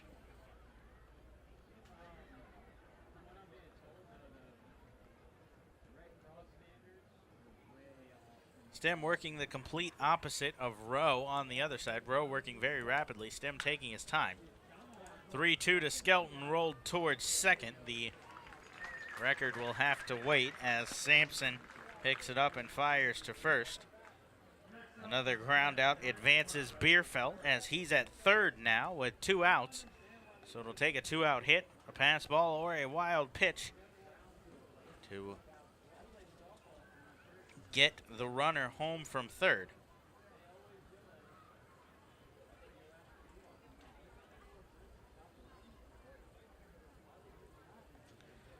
The 2-out hit would have to come off of the bat of Michael Kraus, who digs into the box. The runner in scoring position. Kraus is 0 for 2 with a pair of strikeouts. And he takes first pitch low and away, 1 ball and no strikes. For reference, Stem does have 6 wild pitches on the season. That's the tied for the second most on the Blue Crabs. The leader is Cody Epley with 7. 1-0 swung on and missed. 1 ball and 1 strike. Action begins in the Blue Crabs bullpen. Sam Runyon is up and throwing. Stem trying to get through this inning and go 5 after what turned out to be a bullpen day for the Blue Crabs yesterday. Check swing here from Kraus as the pitch misses outside. Kraus able to hold up. 2 balls and 1 strike. Eric Fornatero went just 2 innings yesterday, and then the Blue Crabs threw 6 different relievers for an inning apiece to get through the rest of the game. The bullpen was fantastic yesterday, though. Just 3 hits in those 6 innings, no runs, and struck out 8. 2-1 fastball off the plate away as Stem might have overthrown that one a little bit and pulled it into the left-handed batter's box.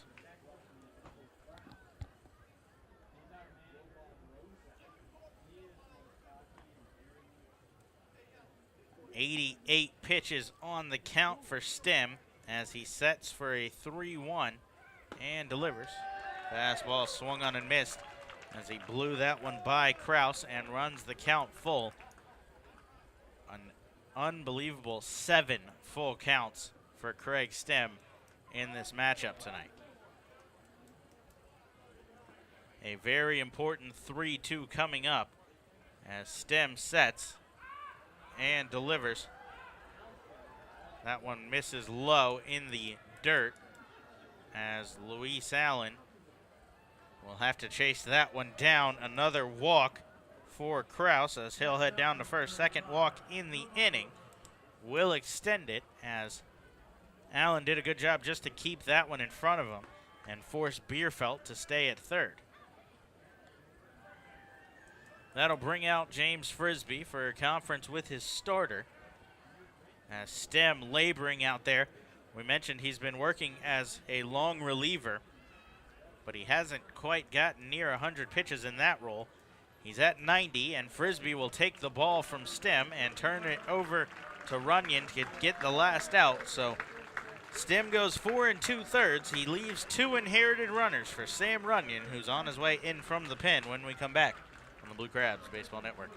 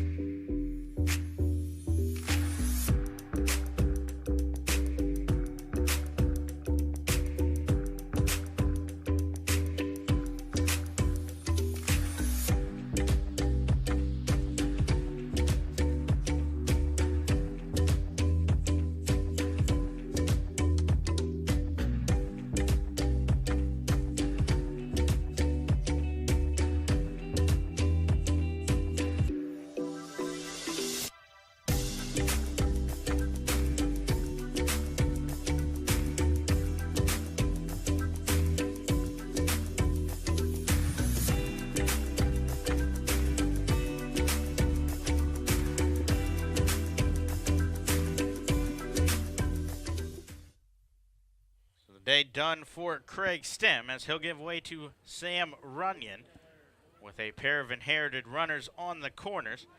Runner off from first on the first pitch. Throw down, tag, not in time as Kraus picks up his 40th stolen base of the season. And that will put 2 runners in scoring position as Runyon looks to work out of the jam. 90 pitches is what it took for Craig Stem to get through 4 2/3 before giving way to Runyon. Line not closed on Stem as he's responsible for both men on the base patch. Pitch was a ball, so the 1-0 pitch. Curveball, backhand in the hole from Garcia. Long throw across, well in time to get Rosa, and that will retire the side. Stem comes in, does his job, and strands the pair of inherited runners. So in the inning, no runs on no hits, no errors, but 2 men left on base as Runyon picks up Stem And the Blue Crabs will look to carry that momentum to the bottom of the 5th. Corey Vaughn leads it off when we come back on the Blue Crabs Baseball Network. Blue Crabs fans, the Blue Crabs are celebrating their 10th anniversary season in 2017, and they can't do it without you.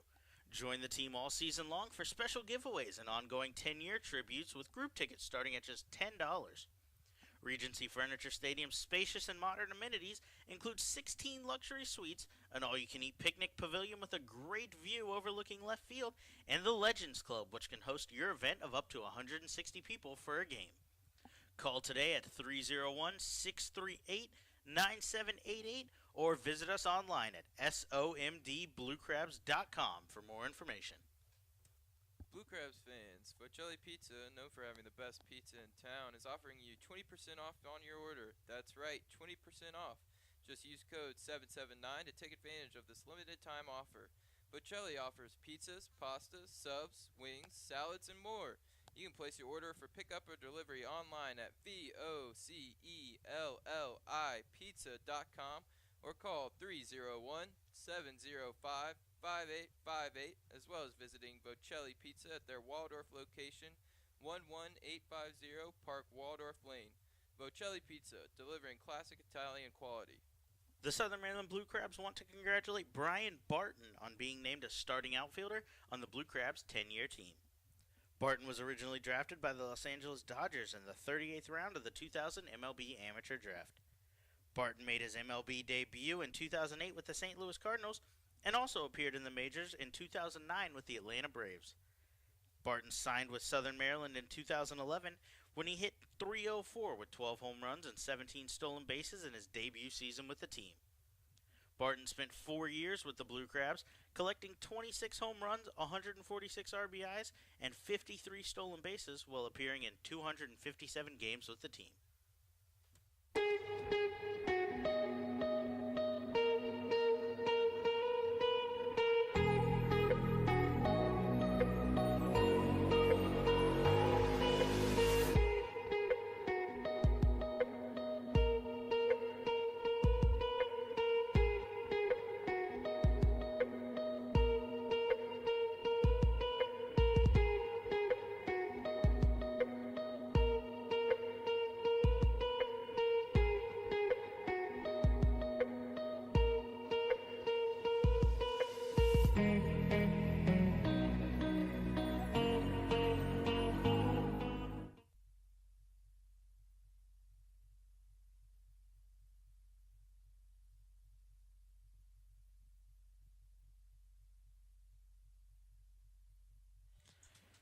Blue Crabs back up to bat here, still trailing 2-0, heading to the bottom of the 5th. Corey Vaughn will lead it off as Nate Rowe continues his night on the mound.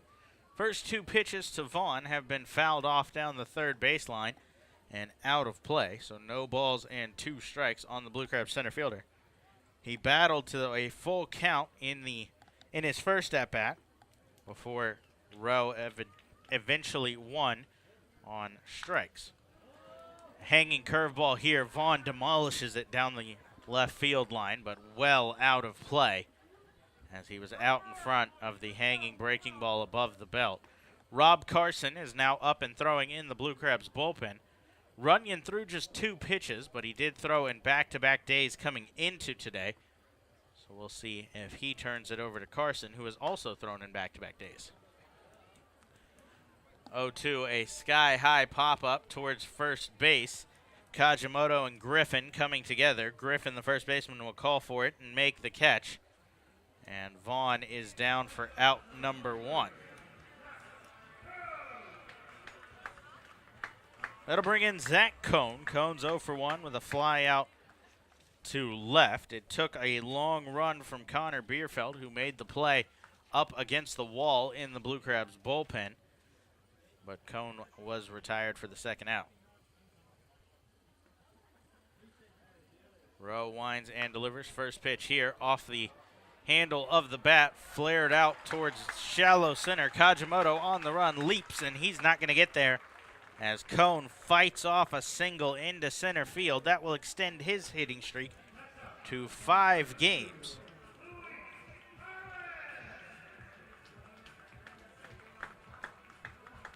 That'll bring in Luis Allen. Allen 0 for 1 as well, a fly out.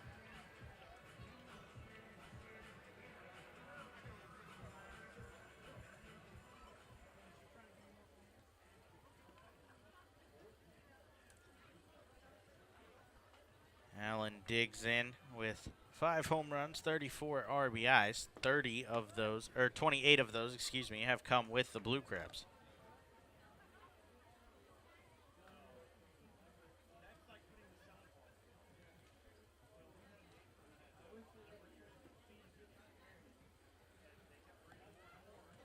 One ball and no strikes as Rowe spins and fires to first. Cone lays out and gets back in. He appears to be in a little bit of discomfort as he's bending over at the base, but looks like he will be okay and stay in the game. Cone is a stolen baser at 22 on the season, but he's also been caught 7 times, second highest on the team. Allen hammers one to deep left here. If it's fair, it's gone. Right on the line, hooking just foul. Allen was standing right on the line, joined by home plate umpire Derek Moshe. They stared it down together, and Allen with no argument as he just got out in front of that one. And the count evens up 1 ball and 1 strike.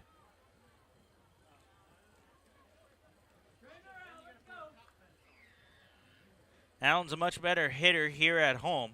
288 on the season as opposed to 209 on the road.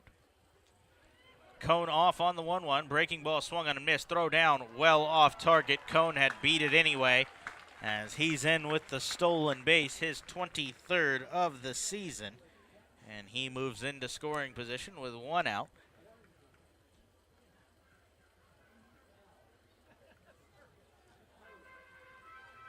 Conversation happening between Moshe and Allen as I'm not sure what the call is, but Moshe is sending Allen back to the dugout. That'll bring in Frisbee from third to have the conversation on what exactly is happening and what the call is. Cone is being sent back to first.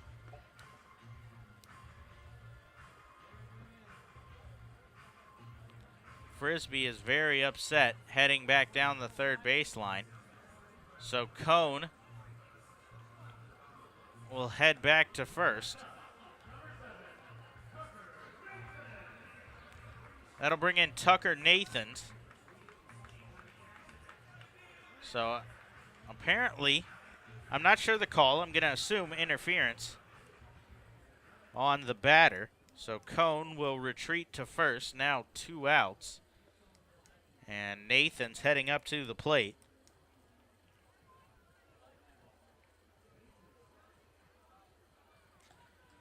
Nathans digs in 0 for 1. He struck out in his first at bat. A check on first as Cone is back in standing.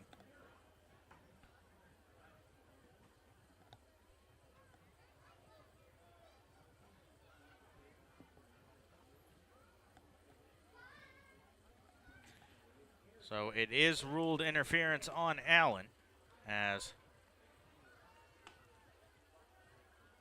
a called strike here on the first pitch. Fastball to Nathans, no balls and 1 strike. Allen chased the pitch well out of the zone away and fell off balance and spun around. I'm assuming that the home plate umpire, Derek Moshe, said that that interfered with the catcher, Skelton, which led to the out. 0-1 misses inside, 1 ball and 1 strike.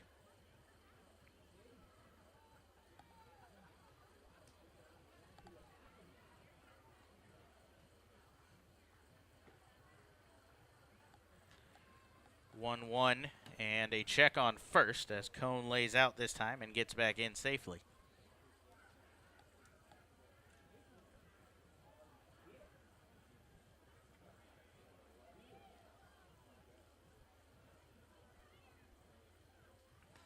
Another check on first as Cone back in safely once more.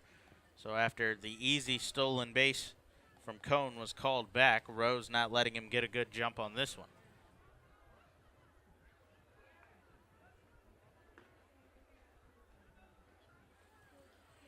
Ready for the 1-1. breaking ball swung on and missed as Nathans was out in front of that one. Swung right over the top of it. 1 ball and 2 strikes. Blue Crabs lost a little bit of speed but gained a little power in the on-deck circle as Patrick Palmero stands there after Jose Lozada was removed. From my understanding, Lozada jammed his hand on his previous at-bat, the flyout. Cone off from first again. This one's rolled towards second. Kajimoto slides on the backhand. Throw to first offline as Tucker Nathans is in safe. That was an extraordinary backhand effort from Kajimoto. The throw pulled Griffin off the bag, who was unable to lay the tag. So we'll see if that's ruled an error or if the effort from Kajimoto was ruled too much to call the error. Either way, Cone gets into scoring position eventually as he's back at second. Nathans is on first. The official scoring an error.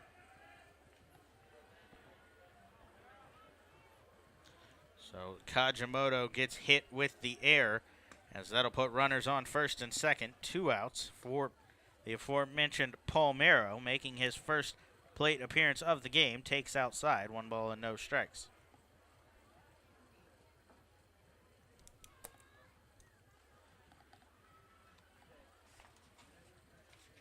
Rowe ready for the 1-0 pitch. Kicks and delivers. That one swung on and fouled back. Palmero has somewhat been forced out of the lineup as of late with the addition of Nate Sampson. Sampson has taken over full-time duties at second base, with Jose Lozada hitting .300 and providing the speed atop the lineup. He's moved over to third, and Palmero has become a platoon player at either third or left field, pending the day and who's off. He's getting his chance here as he's got the tying run on first. He serves as the go-ahead run. Takes a curveball on the inside. Called for a ball. 2 balls and 1 strike. Palmero hitting .239. He does have 11 home runs, 47 RBIs. He's hitting .269 here at home with 6 home runs and 26 RBIs. A look at second. Now the 2-1 curveball. Palmero out in front of that one, and that will even the count. 2 balls and 2 strikes.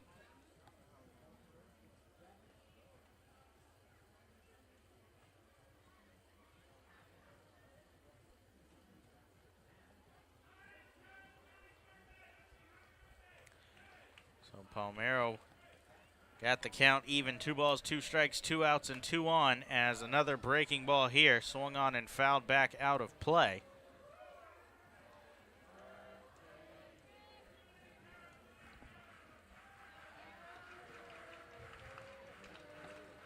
So Palmero fighting to keep the inning alive. Good speed at second in the form of Cone.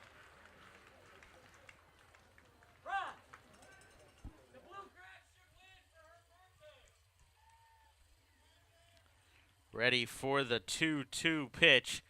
Another look at second. Now delivers Palmero with a high fly ball towards left field. Bierfeld going back. He's on the track at the wall. Leaps and makes the catch to end the inning. Palmero just missed a 3-run home run. Instead, that will retire the side. Rowe escapes the inning with the help of an interference call. He allows no runs on 1 hit, 1 error, 2 men left on base, and the Blue Crabs still trail 2-0, heading to the 6th. 4-5-6 due up for the Bees when we come back on the Blue Crabs Baseball Network. Be sure to join us at select Saturday home games throughout the season as the Blue Crabs light up the Southern Maryland night sky with post-game Saturday night firework extravaganzas. For more information on this event or any other exciting events throughout the season, please visit our website at somdbluecrabs.com or call us at 301-638-9788. The season's almost over, but that just means that it's time to book your next corporate, family, or holiday event in Regency Furniture Stadium's spacious and luxurious Legends Club. Catered group events for up to 160 people can easily and quickly be booked for almost any reason all off-season, including holiday parties. Call the group sales department today at 301-638-9788 for more info or to schedule your next event. The Southern Maryland Blue Crabs would like to congratulate John Ramastello on being named a starting outfielder on the Blue Crabs' 10-year team. Ramastello was originally drafted by the New York Yankees in the 35th round of the 2000 MLB Amateur Draft.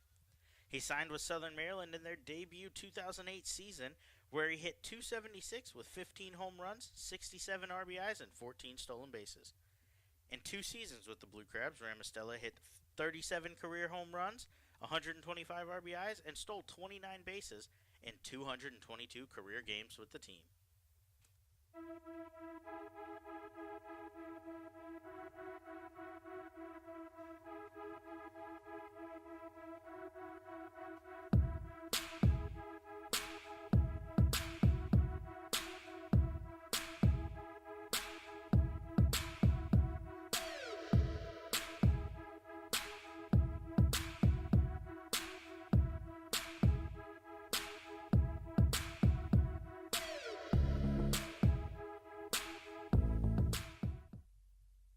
Blue Crabs send a new reliever to the mound as Rob Carson is on. His first pitch to Craig Maddox, a high fly ball to deep left field. Nathan's going back. That'll hit off the top of the wall as the ballpark was just high enough and deep enough to hold that one.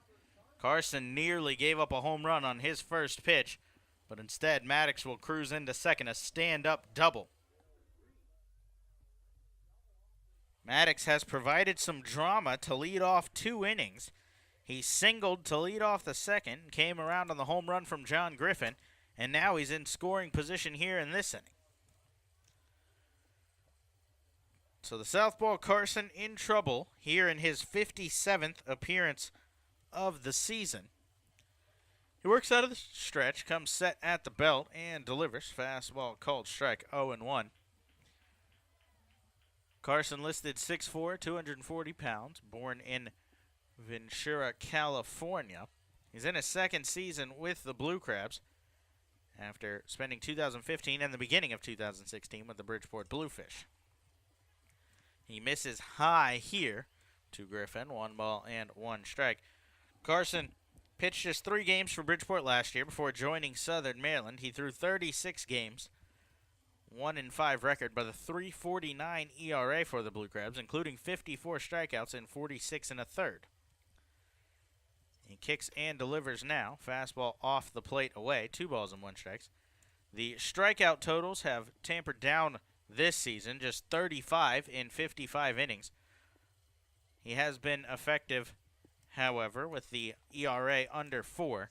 As a whole, the bullpen ERA stands at 4.23 on the season. The 2-1 swung on and fouled back out of play. 2 balls and 2 strikes. A lot of that damage has come here at home as the Blue Crabs have posted a 4.72 ERA here in their home park as opposed to just a 3.78 on the road. That would explain why in the month of September their bullpen ERA has been better as the Blue Crabs have spent the majority of this month on the road and posted a 3.59 ERA. Carson comes inside with a fastball here, and the count runs full. Blue Crabs have played just 3 home games in the month of September, a 3-game series against Somerset. They spent the first 4 days of the month in Sugar Land, then came home for that series against the Patriots, and then a 6-game road trip between Lancaster and York. Payoff pitch shot back up the middle. Garcia will field it behind the second base bag as Carson had to dive out of danger zone, but Garcia will make the play on to first to retire Griffin. It actually looks like that one might have caught Carson as the trainer comes out to talk with the southpaw. He says he's fine, and Rosenthal agrees. We'll head back to the dugout.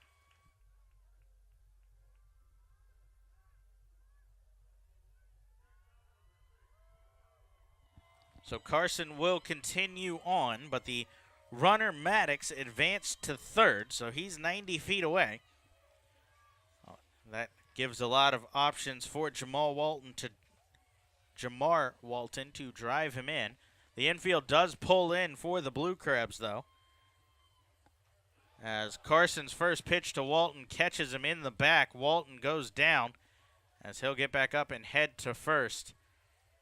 absolutely no intent behind that pitch. Carson and Walton, former teammates, and actually still good friends. They were talking pregame today as Carson, Daryl Thompson, and Jamar Walton were all good friends on the team last year.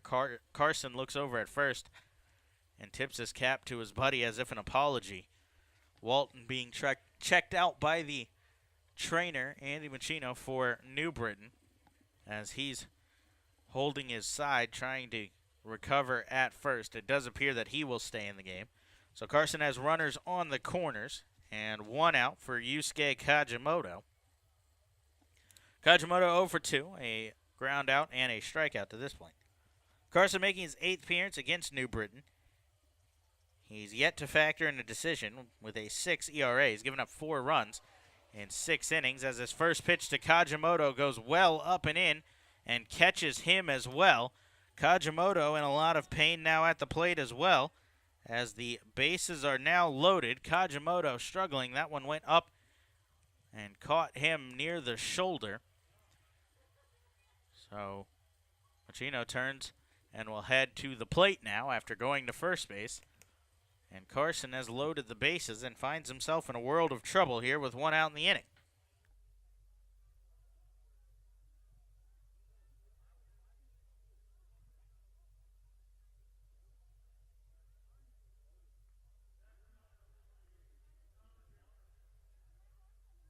So that will bring in Connor Bierfeld with the bases loaded and 1 out. Carson is just a ground ball from getting out of trouble, but a dangerous bat in Bierfeld. We mentioned tied for 5th in the league in home runs. He's 3 for 10 with 6 RBIs with the bases loaded this season.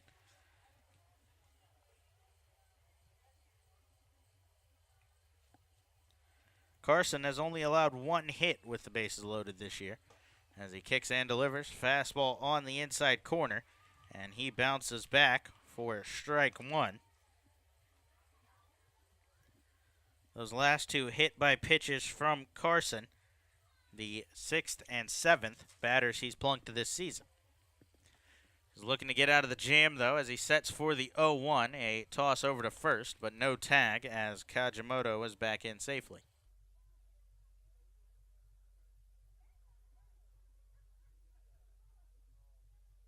So after 4 2/3 solid innings from Craig Stem, Sam Runyon had to get the final out in the 5th, and now Rob Carson has gotten just 1 out in the 6th. Carson elevates a fastball, swung on and missed, no balls and 2 strikes. The final line on Stem, 4 2/3, 4 hits, 2 runs, 2 earned. He walked 4 and struck out a season-high 7. That led to the rise in the pitch count. For him, he left after 90. 0-2, a pop-up towards short. That's going to lead to the infield fly rule as Garcia is underneath it. He'll make the catch anyway, but the batter was called out on the infield fly. And Carson is 1 out away from stranding the bases loaded. Looks like Daryl Thompson is up and throwing.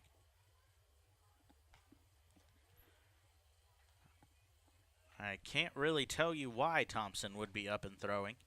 He got the start on Tuesday in York. He's not slated to start in the series, as it's Stem tonight, Grenning tomorrow, and Russo on Sunday. Carson trying to get out of trouble. First pitch to Michael Buck, a hard line drive down the left field line, but out in front of that one, as that will get out of play. No balls and 1 strike. So I'm not sure if potentially Thompson might come in relief in this game to try to get a little work in heading towards the playoffs. But he is undoubtedly up and throwing with the catcher, Ryan Wiggins. 0-1 pitch from Carson just misses the outside corner to Baca. 1 ball and 1 strike.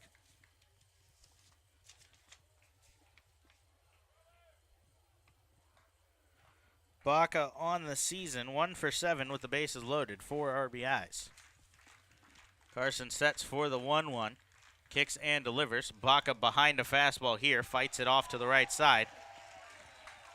A great play from a fan down the first baseline.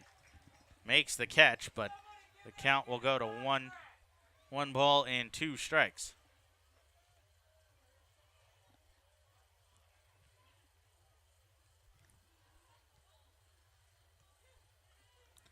Carson 1 strike away as he sets at the belt. Delivers fastball popped up back behind the plate and out of play. 1 ball and 2 strikes. Outfield after Baca has been behind 2 straight fastballs. Shifts to the right a little bit. Looking for him to go the other way here and try to make a play to get Carson out of the jam. A double led off the inning. He picked up a ground ball and then back-to-back hit by pitches. Put us where we are right here. Carson sets for the 1-2 and delivers. Just misses the outside corner as that one didn't quite come back enough. 2 balls and 2 strikes. Carson tried to throw what appeared to be a cut fastball to catch the outside corner, but it stayed out in the left-handed batter's box away from the hitter. 2-2 fastball swung on and missed as Carson works out of trouble. He strands the bases loaded in the inning and holds the lead at just 2 for the Bees. They put up no runs on 1 hit, no errors, and strand 3 runners on base. The 2-3-4 due up for Southern Maryland when we come back on the Blue Crabs Baseball Network.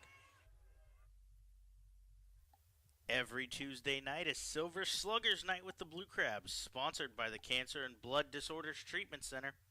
Membership to the Silver Sluggers starts at just $25, and all members will receive tickets to every Tuesday home game, including our 4th of July Red, White, and Blue Crabs celebration, as well as a special Silver Sluggers t-shirt. For more information, please visit our website at somdbluecrabs.com, or you can call us at 301-638-9788. Celebrate the history of our national pastime at the National Baseball Hall of Fame and Museum in Cooperstown. See priceless treasures that will bring your baseball memories to life. Cooperstown is where you, your family, and your friends can relive baseball's greatest moments and honor the all-time greats of the game. Plan your family visit today at baseballhall.org. The Southern Maryland Blue Crabs would like to congratulate Jeremy Owens on being named a starting outfielder on the Blue Crabs' 10-year team. Owens was originally drafted by the San Diego Padres in the 8th round of the 1998 MLB Amateur Draft. He signed with Southern Maryland for their debut season in 2008, and in 2009 he collected 28 home runs and 80 RBIs while stealing 15 bases. Owens spent 7 seasons playing for the Blue Crabs, compiling 105 home runs, 340 RBIs, and 98 stolen bases, while appearing in a Blue Crabs record 737 career games.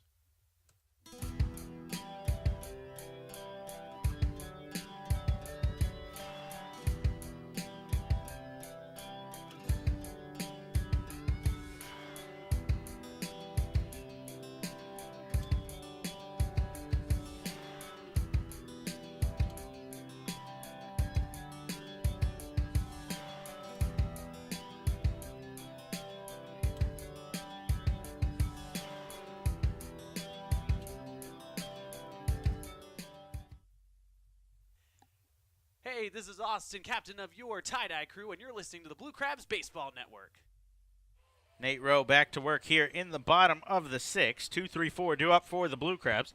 Edwin Garcia to lead it off as he's swinging on the first pitch. That's fouled off of Garcia's foot in the box as he's laboring now on the first base side. That'll bring out the trainer and the head coach. Garcia, one of the most durable players in the league. He's towards the top of the league in games played. Jovan Rosa, the third baseman for New Britain, leads the way at 136. Garcia is second at 133. The Blue Crab shortstop leads in at-bats as well, as he has 531 at-bats on the season. He's also tied for third in hits at 139. But he's in a lot of pain on the first base side, struggling to even put pressure on his foot.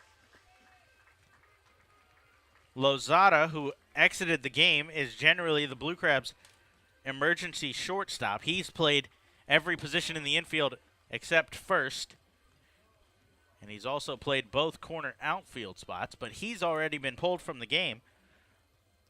So the only other person that we've seen at shortstop this season for any amount of time is Tucker Nathans, and it was for a very short period of time. Garcia puts his helmet back on, as it looks like he's going to try to continue on. I would imagine that if Lozada was still in this game and Palmero was still available on the bench, Garcia would likely exit this, have Lozada move over to short, and have Palmero come in for Garcia. But with that not an option, Garcia is going to try to tough it out, and he'll dig back into the box behind in the count, no balls and one strike. So after building a little momentum, after stranding the bases loaded in the sixth, the game immediately slows itself back down, and everything back down to earth here in the park as Garcia swings on a fastball and fouls it off out of play down the right side.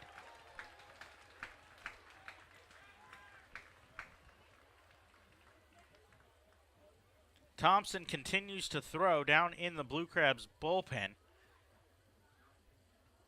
It is his scheduled bullpen day. He started Tuesday in York. As Garcia chops one towards third, he won't put much of an effort in down the line as Rosa fields it and flips across in plenty of time for out number one. As I was saying, Thompson started Tuesday in York, so it is his scheduled day to throw a bullpen session. I didn't get the chance to talk with him earlier and see if he did that pregame, so he might be doing that now in the middle of the game. Or we may actually see him come in, as he's not slated to throw until likely Game 2 of the playoff series on Thursday of next week. So an extended period of rest for him if the Blue Crabs don't choose to throw him today. Nate Sampson digs in now and takes first pitch breaking ball, called strike on the inside corner.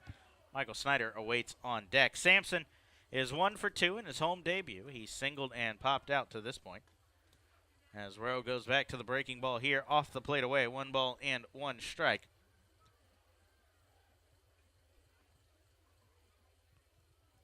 That was the 77th pitch of the night for Rowe.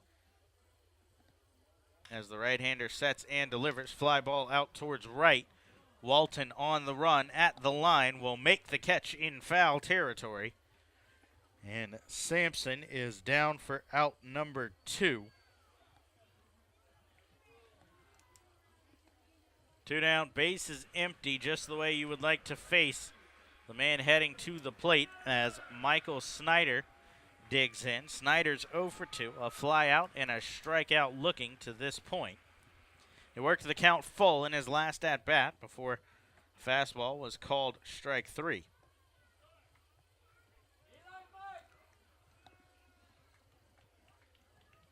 Rowe sets for the first pitch to Snyder. Breaking ball. Snyder with a big cut, but well out in front of that one. And falls behind, no balls and 1 strike. If Snyder can reach base, Devin Rodriguez, who has a flair for the dramatic as well as the numbers to back it up against New Britain, awaits on deck. This one misses low and away. 1 ball and 1 strike to Snyder. Snyder 15 for 55 against New Britain in 15 games this season. Rodriguez, on the other hand, on deck with a .378 batting average against the Bees. Ready for the 1-1. Snyder checks the swing on a fastball up in the zone and out of the zone as he doesn't go around, and the count goes to 2 balls and 1 strike. Snyder does have 1 home run against New Britain this year. Rodriguez on deck with 2 and tied for a team high with 9 RBIs. 2-1 fastball, same spot. Snyder wisely lets this one go by, and the count goes to 3 balls and 1 strike.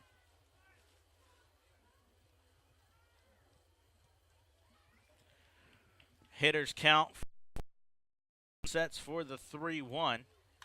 Fastball, this one shot towards deep right center field. Kraus on the run. That's going to get down off the track and hop up over the wall as Snyder will pull into second. A ground rule double to extend the inning here.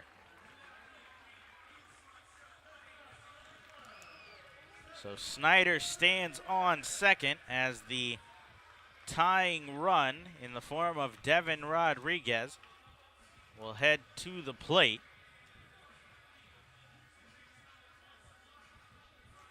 Rodriguez is 1 for 2, a single and a strikeout on his line to this point.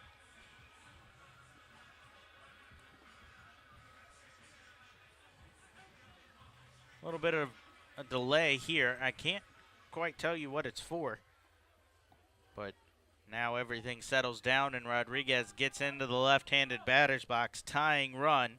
He has 6 home runs and 49 RBIs on the year, looking to add to both of those totals. As Rowe comes set and delivers, first pitch breaking ball, misses low. 1 ball and no strikes.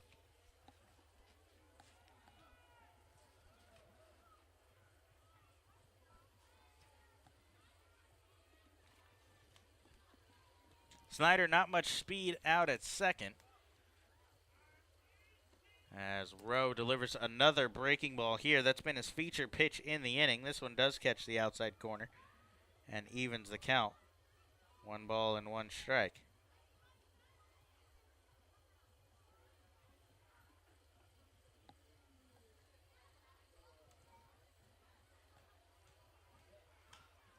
Rodriguez swinging here, fights it off out of play down the third baseline. So the count goes to 1 ball and 2 strikes. Rowe 1 pitch away from getting out of the inning.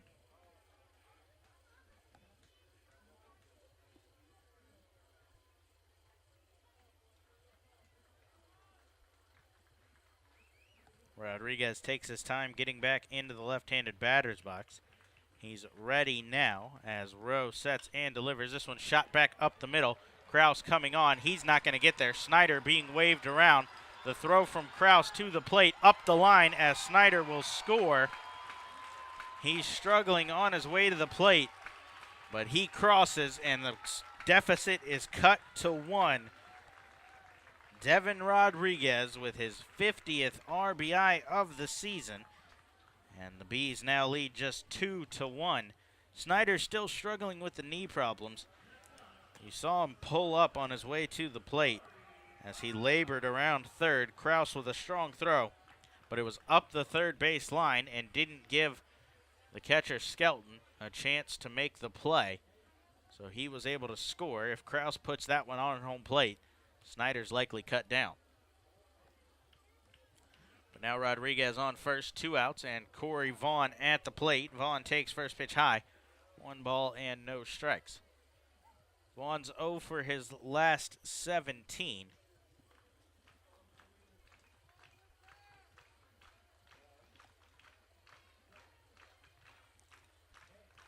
As he's behind a fastball here, 1 ball and 1 strike. The Blue Crabs need Vaughn to get back on track if they're going to continue on strong in the playoffs.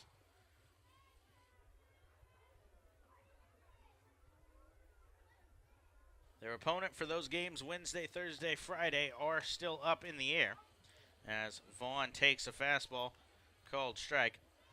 A very important series going on between the Lancaster Barnstormers and the York Revolution. Lancaster has to sweep the Revs to earn the playoff spot. If they don't, York is in. Barnstormers off to a good start, 10-1 the score in that one in the bottom of the 6th. Vaughn swinging on a 1-2 fastball out of the zone, but he's down on strikes as that will end the inning. But the Blue Crabs cut it to just 1. They score 1 run on 2 hits, no errors, and 1 man left on base. 2-1 the score as we head to the 7th here on the Blue Crabs Baseball Network. The resort community of Chesapeake Beach, Maryland is home to the Chesapeake Beach Water Park. Come join them for an afternoon of splash and fun in the sun with their 8 water slides, fountains, waterfalls, lazy river, kids activity pool, and more. Beat the heat with daily cabana rentals, swim lessons, birthday parties, Friday night slides under the stars, character days on certain Mondays, or even rent the whole park for a private party. The on-site Beachcomber Grill offers a full-service menu as well. For more information, details, special events calendar, park dates and hours, to purchase your tickets, season passes, or make reservations, visit their website at www.chesapeakebeachwaterpark.com. The season's almost over, but that just means that it's time to book your next corporate, family, or holiday event in Regency Furniture Stadium's spacious and luxurious Legends Club. Catered group events for up to 160 people can easily and quickly be booked for almost any reason all off-season, including holiday parties. Call the group sales department today at 301-638-9788 for more info or to schedule your next event. The Southern Maryland Blue Crabs would like to congratulate Jim Ed Warden on being named the closer on the Blue Crabs 10-year team. Warden was originally drafted by the Cleveland Indians in the 6th round of the 2001 MLB Amateur Draft. He signed with Southern Maryland in 2009, where he picked up 13 saves with a 1.12 ERA in 17 appearances. Over 6 seasons with the team, Warden appeared in 284 games and collected a Blue Crabs record 134 saves.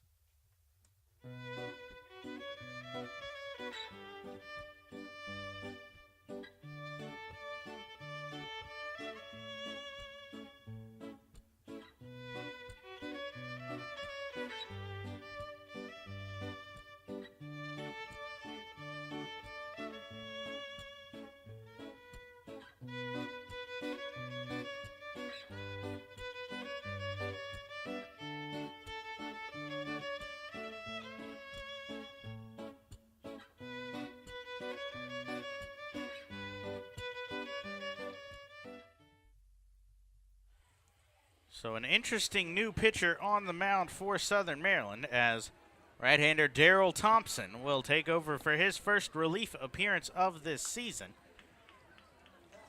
He's scheduled to face the top of the lineup as James Skelton leads it off. Swings on the first pitch and fouls it off. No balls and 1 strike.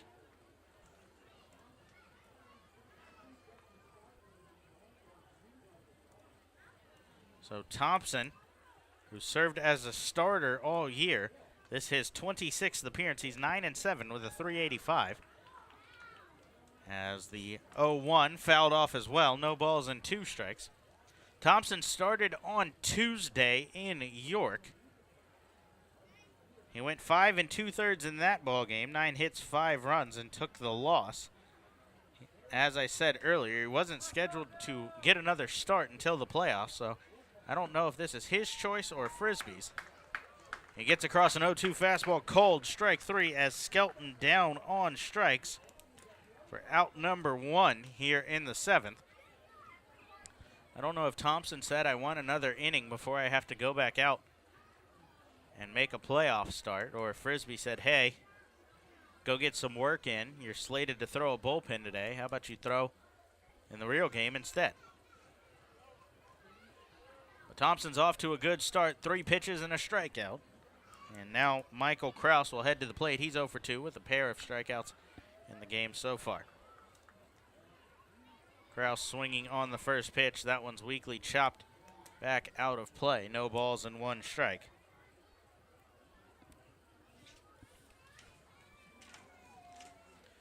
Thompson has had some relief appearances in the past. This is his 10th time making an appearance for Southern Maryland that wasn't a start, and this his 6th season, so it's a very rare occasion, but it has happened before. Fastball misses outside, so the count evened up 1-1 as Thompson winds and delivers. Change up low, 2 balls and 1 strike. Thompson, the first pitcher we've seen on the night, work out of the windup as both starters, Stem and Rowe, were normal relievers. They worked out of the stretch. Kraus with a high fly ball to deep center. Corey Vaughn looking up. We'll watch that one sail out of here. A solo home run for Michael Kraus, and the Bees extend their lead back out to 2. 3-1 the score here in the top of the 7th. The 20th home run of the season for Kraus. Welcome to the 2040 club, Michael Kraus. What a season for him. 20 home runs, 67 RBIs, and he stole his 40th base in the 5th inning. So the Bees respond to the run from Southern Maryland in the 6th with one of their own. 3-1 now as Thompson will continue on in the game. He'll face former teammate Jovan Rosa as he kicks and delivers fastball. Rosa hammers one to deep center again. Vaughn going back at the track, sticks his glove up at the wall and makes the catch on the run for out number 2. This is undoubtedly not what Daryl Thompson wanted to see. A couple of hard hit balls. One from Kraus that snuck out, and that one from Rosa, if he pulls it, is gone as well. But instead, Rosa's down for out number 2. Thompson has been fantastic against the Bees this season. He was 2-0 with a 2.08 ERA coming into play today. He'd given up just 5 runs in 21 2/3. Ground ball to first here on the first pitch from Craig Maddox. Rodriguez will pick it up there and walk it over to first for the 3 unassisted. That will end the inning. But the Bees had one on the solo home run. They hold a 3-1 lead. The Blue Crabs will look to respond. Zach Cohn, Luis Allen, and Tucker Nathans when we come back on the Blue Crabs Baseball Network. Hey fans, be sure to join us every Thursday home game for Foster's Grill, Wings, and Beer Night. For just $30, you can enjoy a ticket to the game, as well as 2 hours of all-you-can-eat Foster's Wings and all-you-can-drink beer. The event takes place every Thursday home game throughout the season from 6 p.m. to 8 p.m. in our Legends Club. For more information on this or any other exciting offers throughout the season, please visit our website at somdbluecrabs.com or call us at 301-638-9788. What's better than watching a Blue Crabs baseball game? Staying after to watch a classic film for free. After every Friday home game, the Blue Crabs will show a select film on the big board, and fans are invited to stick around, pack a blanket, grab some popcorn, and enjoy. Every week is a different movie, so come out each week to see what's showing. For more information on this or any of our exciting events throughout the season, please visit our website at somdbluecrabs.com, or you can call us at 301-638-9788. Dr. Milu and the courteous and professional staff at Cancer and Blood Disorders Treatment Center in Waldorf want you to know that for cases of cancer and blood disorders such as anemia, leukemia, and lymphoma, you don't have to travel all the way to D.C. or Baltimore to get high-quality, compassionate care close to home. Established in 1995, Cancer and Blood Disorders Treatment Center offers expertise, experience, and the highest standards needed for successful treatment of cancer and blood disorders. Dr. Milu is excited to be a part of the Blue Crabs family as the new sponsor of the Silver Sluggers program and games for the 2017 season. For more information or to schedule a consultation, call 301-638-1007 or visit cancerandblooddisorderscenter.com.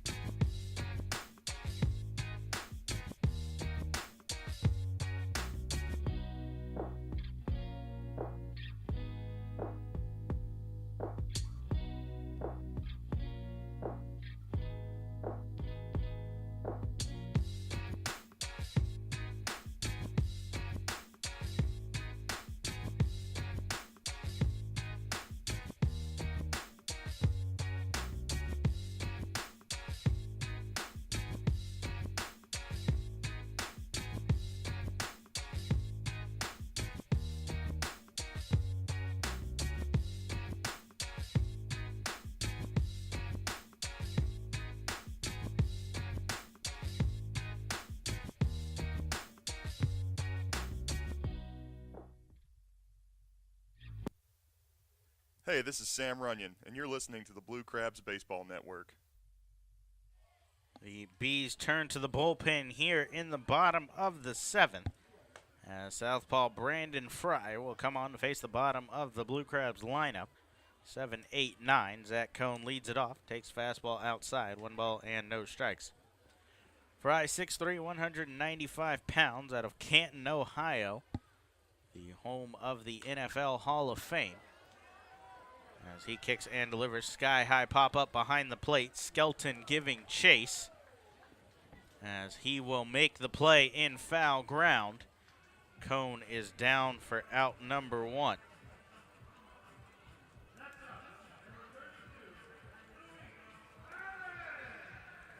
The lefty Fry making his 66th appearance of the year out of the New Britain bullpen. He's 1-3 with a 4.40 ERA. He has 53 strikeouts and 29 walks in 63 and a third innings pitched. Luis Allen digging in now. He's technically 0 for 2. Was called for interference in his last at-bat and flew out in his first as he takes fastball high. 1 ball and no strikes. Fry quite effective against the Blue Crabs this season as Luis Allen chops one up the middle. The shortstop Baca charging, unable to make a play on that one as Allen will get aboard on what will likely be ruled an error by the shortstop Baca. He came up in front of the bag and tried to scoop and fire, but it kicked off of his glove. As I was saying, Fry, 5 appearances. He's given up just 3 hits in 4 innings, has yet to walk a batter, and has 4 strikeouts against Southern Maryland. A lefty-lefty matchup now as Tucker Nathans heads to the plate. The play at short officially ruled an error as Allen is aboard, and Nathans takes a fastball inside. 1 ball and no strikes.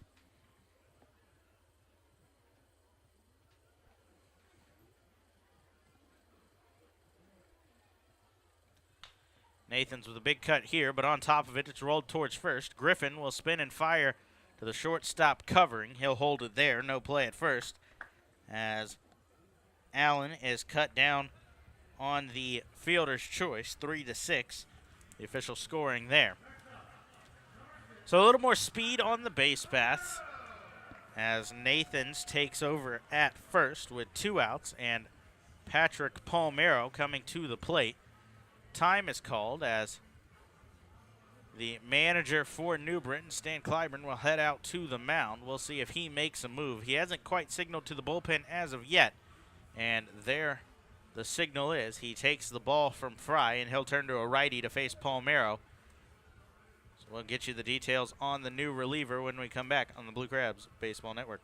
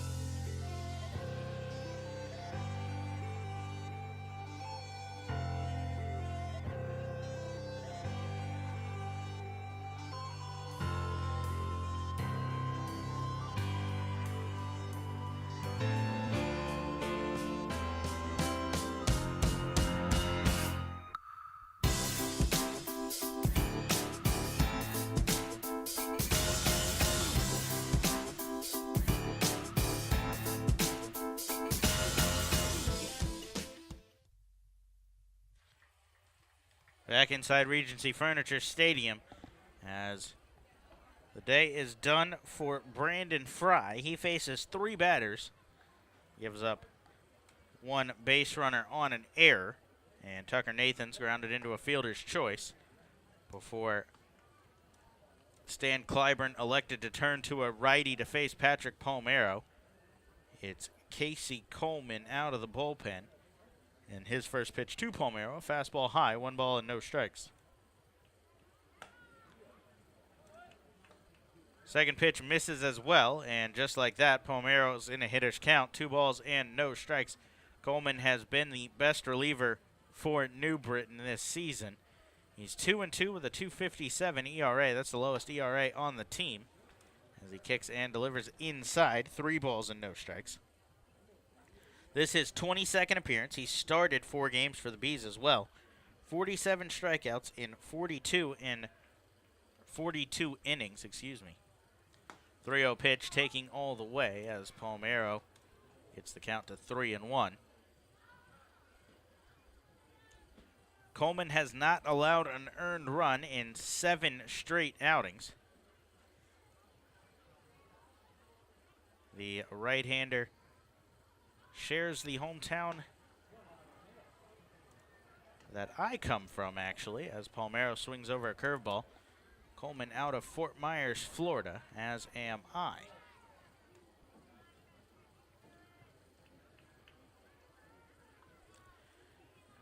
Full count on Palmero now. The runner from first will get a head start as Palmero calls time. It appears something got in his eye there as he spins out of the box violently. Apologizes to the pitcher, Coleman, but will head back to the plate.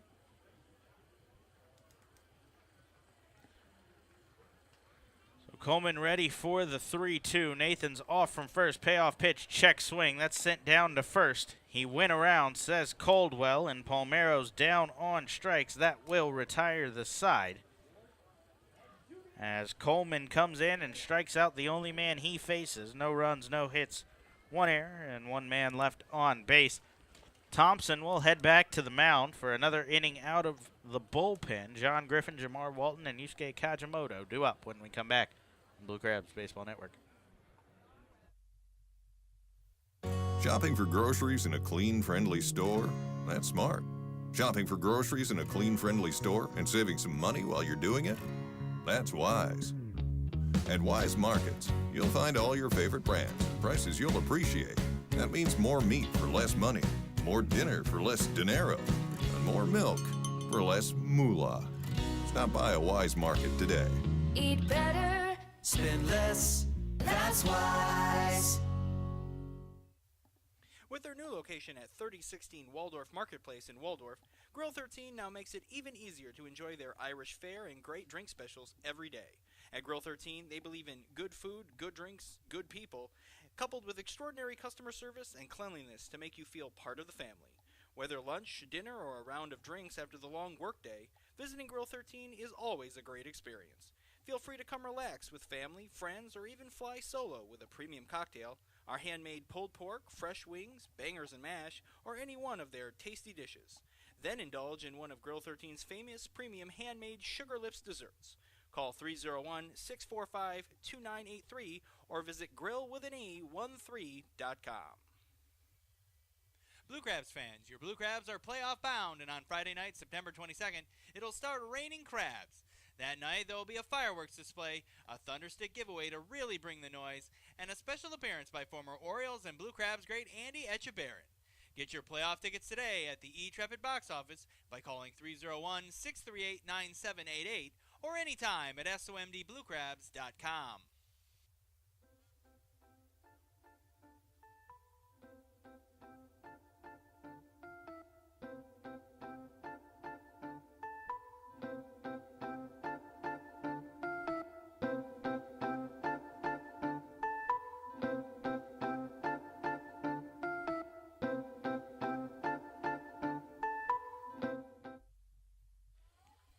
Thompson back on the mound for another inning of relief as he'll face John Griffin, Jamar Walton, and Yusuke Kajimoto in the inning. First pitch fastball, cold strike, and he's ahead, no balls and 1 strike. Thompson goes to the breaking ball here on the 0-1. Swung on and missed. No balls and 2 strikes. Griffin still serves as the difference in the game. His 2-run home run in the second opened the scoring, put the Bees on top. They've yet to relinquish that lead. We sit at 3-1 here in the top of the 8th. Thompson winds for the 0-2, a devastating breaking ball as Griffin was way out in front of that one and drops down to a knee on the swing and missed. Thompson picks up his second strikeout and out number 1 here in the inning.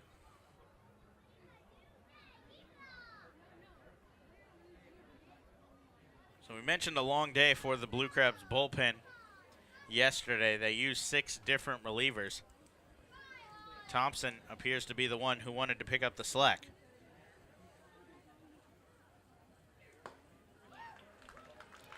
Facing a former teammate here as Jamar Walton swings and misses. No balls and 1 strike.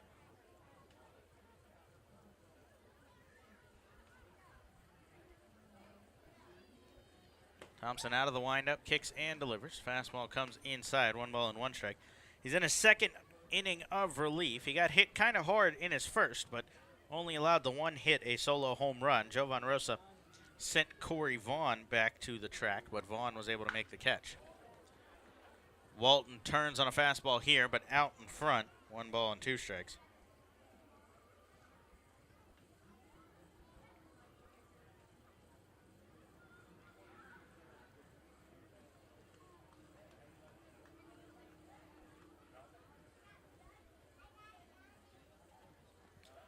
Thompson back out ahead. He shakes off the 1-2 call from Allen. Now kicks and delivers. Breaking ball swung on and missed. Allen picks it out of the dirt and tags Walton. Back-to-back strikeouts for Thompson, as he's now got 3 on the day. Thompson continues to climb the leaderboard in strikeouts. He's near the top. Gabby Hernandez leads the way with 149, I believe, for Hernandez. It is 150 actually for Hernandez, excuse me, tying the Blue Crabs record. Thompson now up to 135. Yusuke Kajimoto swinging here. He's out in front of a fastball and hammers it foul down the right field line, out of play.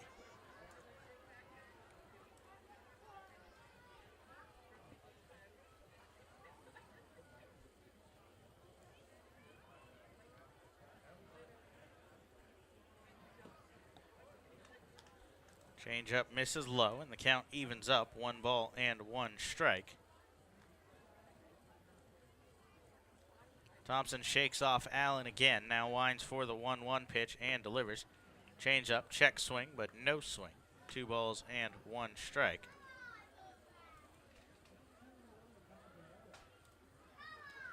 Look ahead to the bottom of the 8th for Southern Maryland. The 2-3-4 due up, as they'll try to tie the game, if not more. Kajimoto swinging here, foul tipped off of the catcher, Luis Allen, as he's struggling behind the plate a bit here. He seems to be in some pain. Blue Crabs really just can't afford that right now, as Lozada's left the game with injury. Garcia has left the game with injury. They're already 2 deep on the bench. And you just heading into the playoffs on Wednesday don't want to see anybody else go down with potential injuries.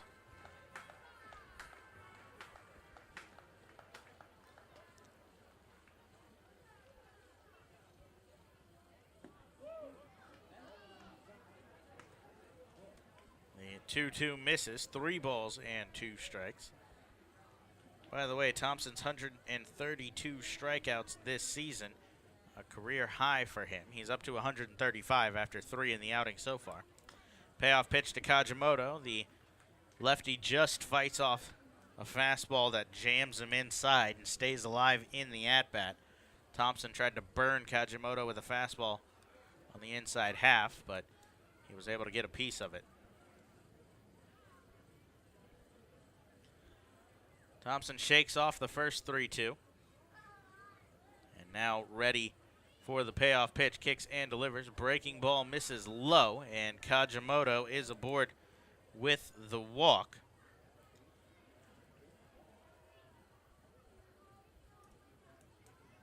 So Kajimoto will extend the inning and allow a powerful bat in Connor Bierfeld to the plate. That's just the 27th walk for Daryl Thompson this season.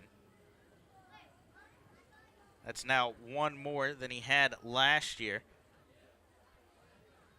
But he's thrown 24 more innings than he did last season prior to his outing today, as last year he walked 26 in 132 and a third.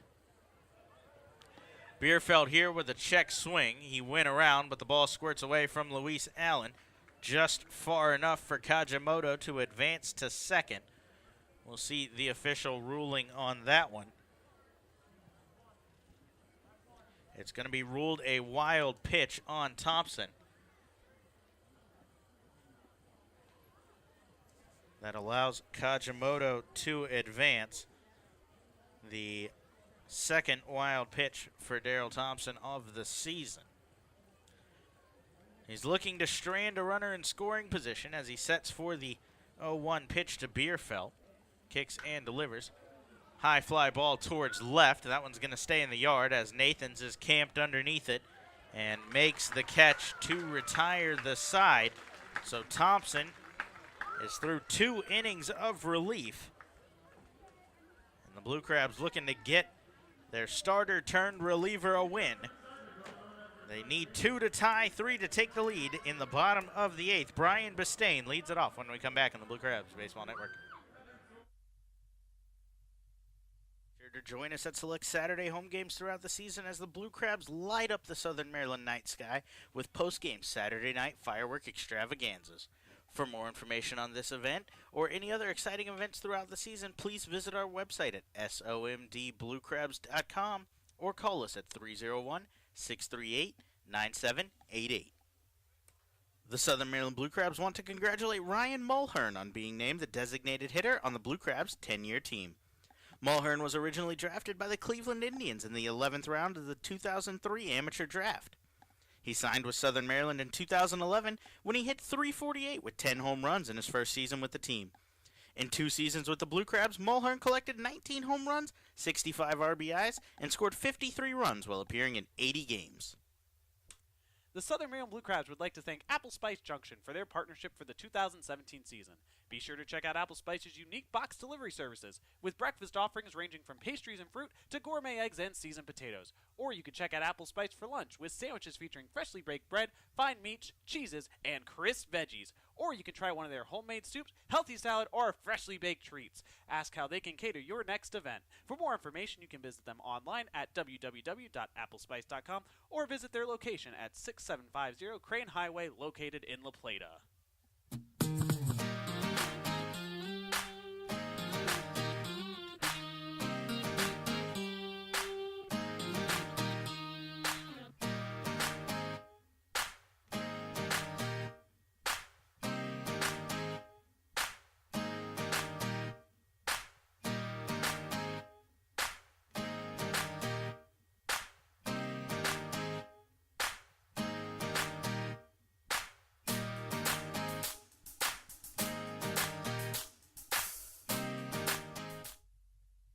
Casey Coleman back on the mound for the bottom of the 8th as Brian Bistain will lead it off, his first at-bat of the night. Swinging on the first pitch, fouled off down the third baseline. No balls and 1 strike. Bistain had to enter after Edwin Garcia was forced to exit. Garcia fouled one off of the top of his front foot, his left foot, and was removed from the game. Bistain takes a fastball here, no balls and 2 strikes. Coleman stays on the mound after coming on with 2 outs in the 7th. He struck out Patrick Palmero. Bistain fights off a fastball here, out of play, and the count will hold, no balls and 2 strikes. Jesse Beal is up and throwing in the Blue Crabs bullpen after 2 innings of relief from Daryl Thompson. It looks like Beal is next in line. Bistain with a chopper towards the right side. Kajimoto will field it deep in the hole and fire on to first for out number 1. I mentioned last inning Casey Coleman, born in Fort Myers, Florida, the same hometown as myself. Fort Myers greatly affected by the recent hurricane. So for my friends and family, I'm going to do a quick plug. If you have any option to help out with anything that's happened in the last month or so between Hurricane Harvey, Hurricane Irma, and the impending Hurricane Jose, please donate. The work the Red Cross is doing and any other charities you can find around Florida and Texas right now are doing great work, trying to get the power back up and everything like that. As Coleman back to work, delivers a breaking ball to Sampson. That one's lined towards third. Rosa will handle it there, and 2 outs in the inning. But if you have any opportunity to help out with anything going on down there, everyone down there could use it. I talked to the New Britain broadcaster. They had the truck drive down to help out with Hurricane Harvey. He said Coleman is driving down to Fort Myers as soon as the season ends to help out with some efforts down there. His family does have power. Mine is still out of it for the time being as they work tirelessly to fix everything going on in Fort Myers. They announced yesterday that school will not resume for another 10 days. Students have been out for over a week now. Their last day of school was last Wednesday. So back to the baseball action. 2 outs, bases empty. Michael Snyder at the plate. He took a fastball outside, 1 ball and no strikes. Coleman goes right back to the outside part, but catches the corner this time. 1 ball and 1 strike.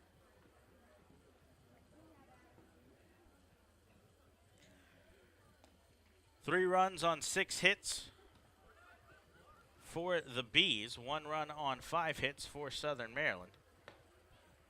As breaking ball stays up and in here. 2 balls and no strikes. 2 errors on the line score for New Britain as well. Blue Crabs with none to this point. Snyder's 1 for 3, a ground rule double and a run scored in the 6th. He scored on a RBI single from Devin Rodriguez, who awaits on deck. Snyder cuts here on the 2-1, fouled straight back. 2 balls and 2 strikes. Plenty of power in the next few batters for the Blue Crabs. This game could easily flip on its head. Southern Maryland has the potential to go back-to-back-to-back with Snyder, Rodriguez, and Vaughn, all very capable home run hitters. 2 balls, 2 strikes, 2 outs as Coleman kicks and delivers. Fastball misses low. 3 balls and 2 strikes.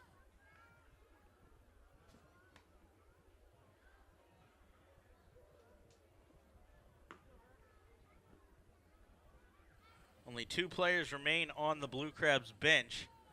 Ryan Wiggins is one of them. The other is Kalaika Kahualala. If Snyder reaches base, I imagine KK would be called on to pinch run. Payoff pitch from Coleman. Breaking ball swung on and missed, and Snyder down on strikes. Coleman with a 1-2-3 eighth. No runs, no hits, no errors, and nobody left on base. So the Blue Crabs will need a 9th inning rally as Jesse Beal will come on to try to keep the lead at 2. He's scheduled to face the 9-1-2 when we come back on the Blue Crabs Baseball Network. Hey everyone, this is Sam Runyon from the Southern Maryland Blue Crabs. Join us at the park every Wednesday home game to enjoy Wednesday Pub Grub Night. Every Wednesday will feature $3 Coors Light cans, $5 draft beer, and $5 Pub Grub specials. For more information on this or any other exciting events throughout the season, please visit our website at somdbluecrabs.com or call us at 301-638-9788. Cancer and Blood Disorders Treatment Center in Waldorf is your new sponsor of the Silver Sluggers program on Tuesday nights all season long. Silver Sluggers members receive tickets to every Tuesday night game, including the 4th of July, a commemorative t-shirt, they get to play baseball bingo during the games, and much more. Guests can even learn more about how CBDTC can help you at their table located on the concourse every Tuesday night. For more information on the Silver Sluggers, visit somdbluecrabs.com. And for more information on the wonderful life-saving work that Dr. Milo and his staff do, call them today at 301-638-1007. Cancer and Blood Disorders Treatment Center. High quality, compassionate care, close to home. The Southern Maryland Blue Crabs would like to congratulate Jim Ed Warden on being named the closer on the Blue Crabs 10-year team. Warden was originally drafted by the Cleveland Indians in the 6th round of the 2001 MLB Amateur Draft. He signed with Southern Maryland in 2009, where he picked up 13 saves with a 1.12 ERA in 17 appearances. Over 6 seasons with the team, Warden appeared in 284 games and collected a Blue Crabs record 134 saves.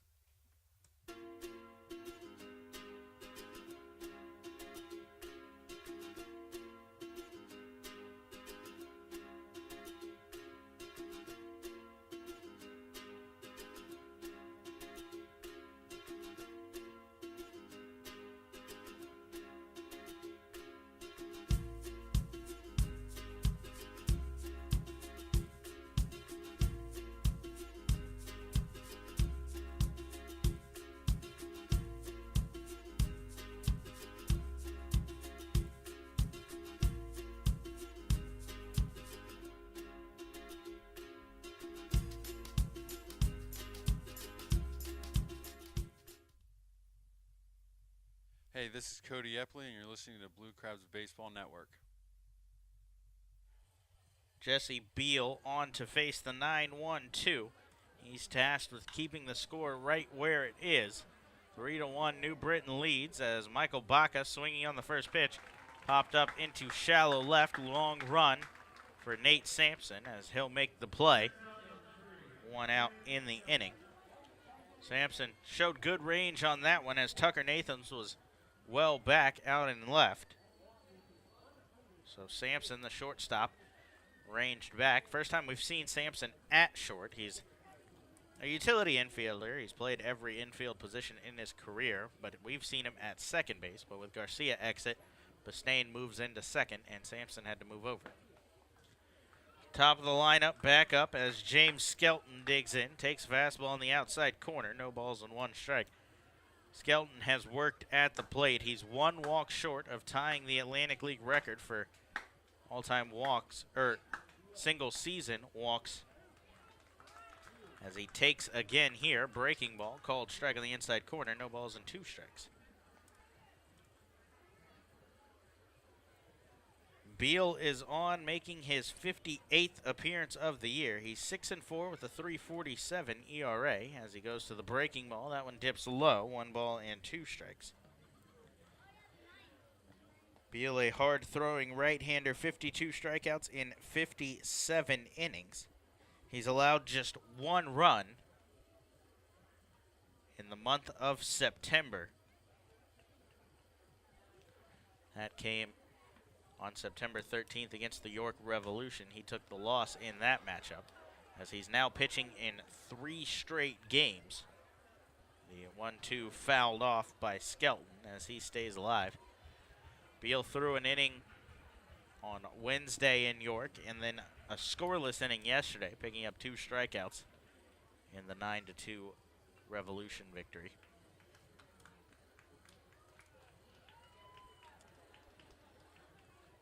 Beal works out of the stretch. He sets at the shoulders and delivers. Fastball misses outside. 2 balls and 2 strikes. Speaking of the York Revolution, quick look on them and the Lancaster Barnstormers. 11-1. The Barnstormers lead as they will have to sweep York. The winner of that series will decide who the Blue Crabs play. If York can pick up 1 win in the series, Southern Maryland will head to York Wednesday and Thursday. If not, if Lancaster does get the sweep, they'll head to Lancaster. So Skelton checked his swing on the 2-2, but he didn't go around. So now 3 balls and 2 strikes. He's looking to draw the walk. Beal's looking to get something in the strike zone. You know Skelton is likely taking here as Beal winds for the 3-2. That misses low and away, and that is the 101st walk for James Skelton as he'll head down to first, tying the Atlantic League single-season walks record at 101. Skelton is now just 1 away from breaking the record and being in the Atlantic League record book for as long as his record can stand.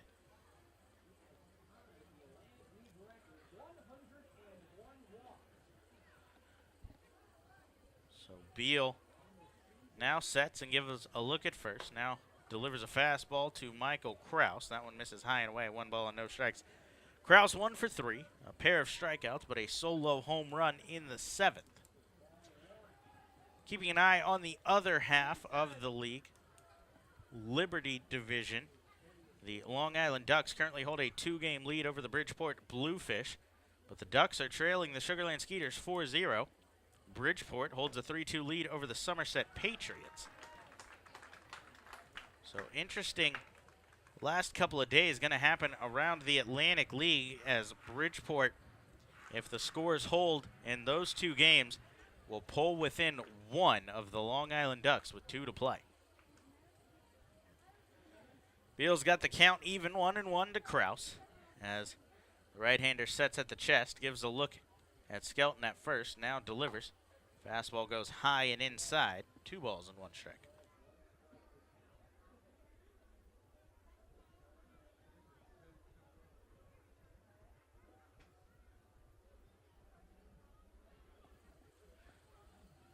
A look ahead to the bottom of the 9th. The Blue Crabs have Devin Rodriguez, Corey Vaughn, and Zach Cohn due up.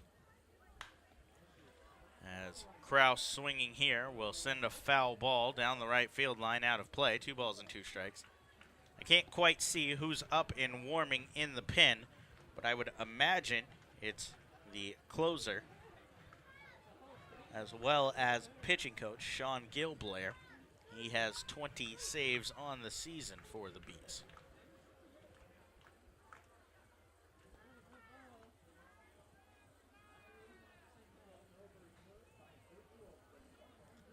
So 2 balls, 2 strikes on Kraus with 1 out here. Middle infield in double play depth as Beal looking for the ground ball, winds and delivers. 2-2 fastball called, strike 3. As Kraus goes down on strikes, the 3rd time for him. As that is the 12th strikeout of the night for the Blue Crabs pitching staff. 7 from Stem, 1 from Rob Carson, 3 from Darryl Thompson, and 1 from Jesse Beal.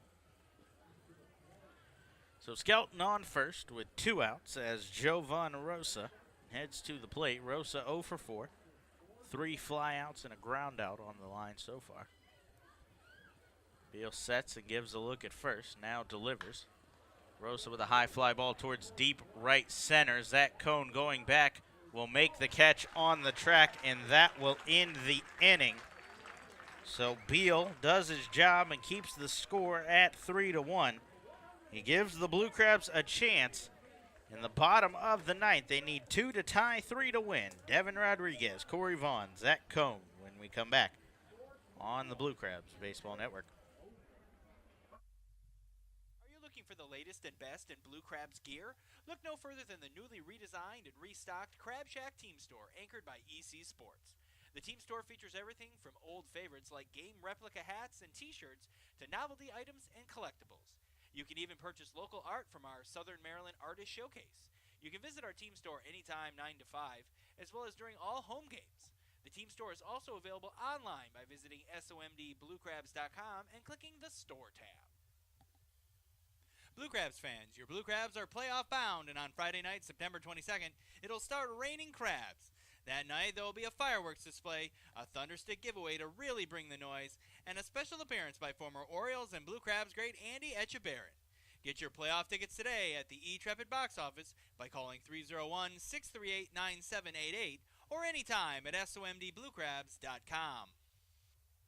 The Southern Maryland Blue Crabs are celebrating their 10-year anniversary in style this season at Regency Furniture Stadium in Waldorf, but they cannot do it without you. Fans can enjoy a day at their all-you-can-eat picnic pavilion in one of 16 luxury suites, or just relaxing with friends and family anytime at any of their 70 home games all summer long. The Kids Park keeps the kids happy and active, while Mom and Dad can enjoy great food and cold drinks all night before stopping in the newly redesigned and restocked Crab Shack souvenir store. Lights over Southern Maryland fireworks on select Saturdays, player autographs and kids run the bases on Sundays, and much more mean you're an honorary member of Crustacean Nation USA and you don't even know it.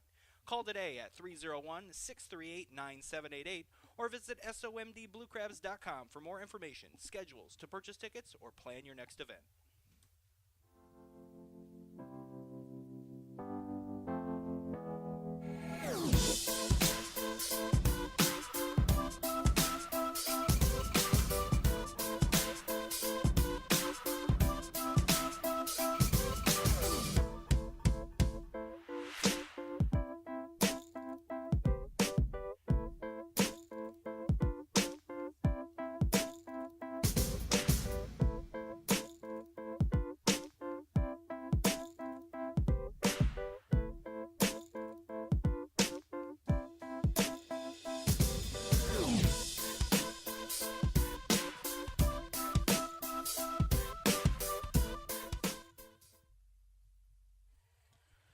Back inside Regency Furniture Stadium as it is the closer, Sean Gilblair, on to try to finish out this win for the Bees. They lead 3-1 as Devin Rodriguez, Corey Vaughn, and Zach Cohn do up in the inning. Rodriguez digs in first.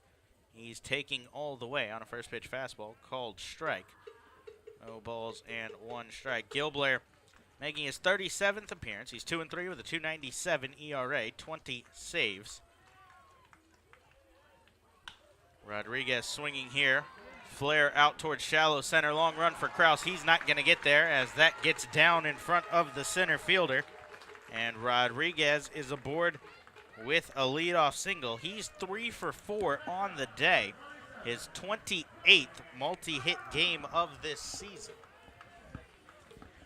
So that will bring up the tying run, Corey Vaughn, to the plate. Vaughn is 0 for 3.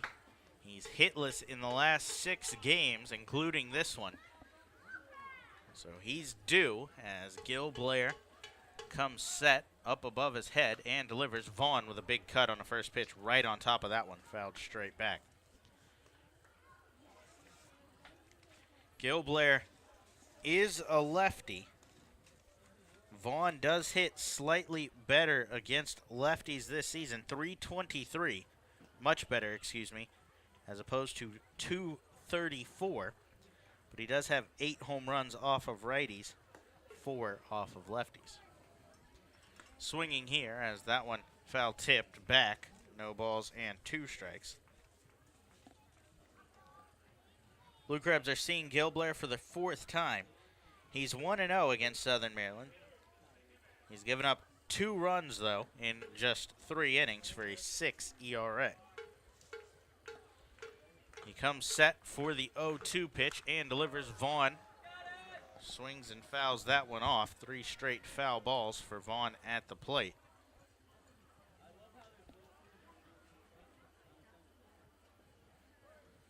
Gilblair also serves as the pitching coach for New Britain. They have 2 player coaches on their team, Craig Maddox, their DH, as well as Gilblair. Sets for the 0-2 once more. Check swing from Vaughn. Clearly went around as Skelton will dig that one out of the dirt and tag Vaughn. Unnecessarily tag Vaughn as he was down on strikes anyway. 1 out. The 30-year-old Gilblair is in his 7th professional season. He spent 2 with the Worcester Tornadoes of the Canadian American Association, 1 with the Southern Illinois Miners of the Frontier League, and then back to the Canadian American for 2 years with Rockland before joining the Bees last season. Check swing from Cohn on the first pitch as he went around, says Moshe behind the plate, no balls and 1 strike. Gilblair 4-2 with a 187 ERA last year, 21 saves for the Bees in that campaign. He was also an all-star in that 2016 season as he worked a third of an inning in the 2016 All-Star game for the Liberty Division. He sets for the 0-1 to Cohn, a high fly ball to shallow left field. Baca, Rosa, and Bierfeld all charging in Two of them slide in foul ground, but nobody can make the play on that one. As Cone has new life, it appears that it was Bierfeld and Baca who slid down the line trying to make the play, but unable to do so.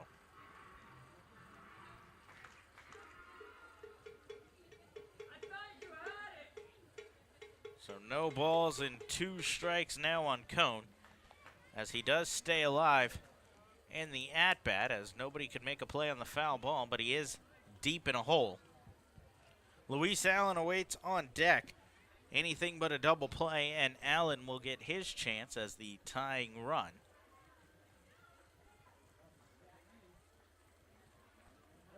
The pitch, foul-tipped. Skelton hangs on behind the plate, and Cone is down on strikes. Back-to-back strikeouts for Gil Blair, and he's now just 1 out away from locking down his 21st save.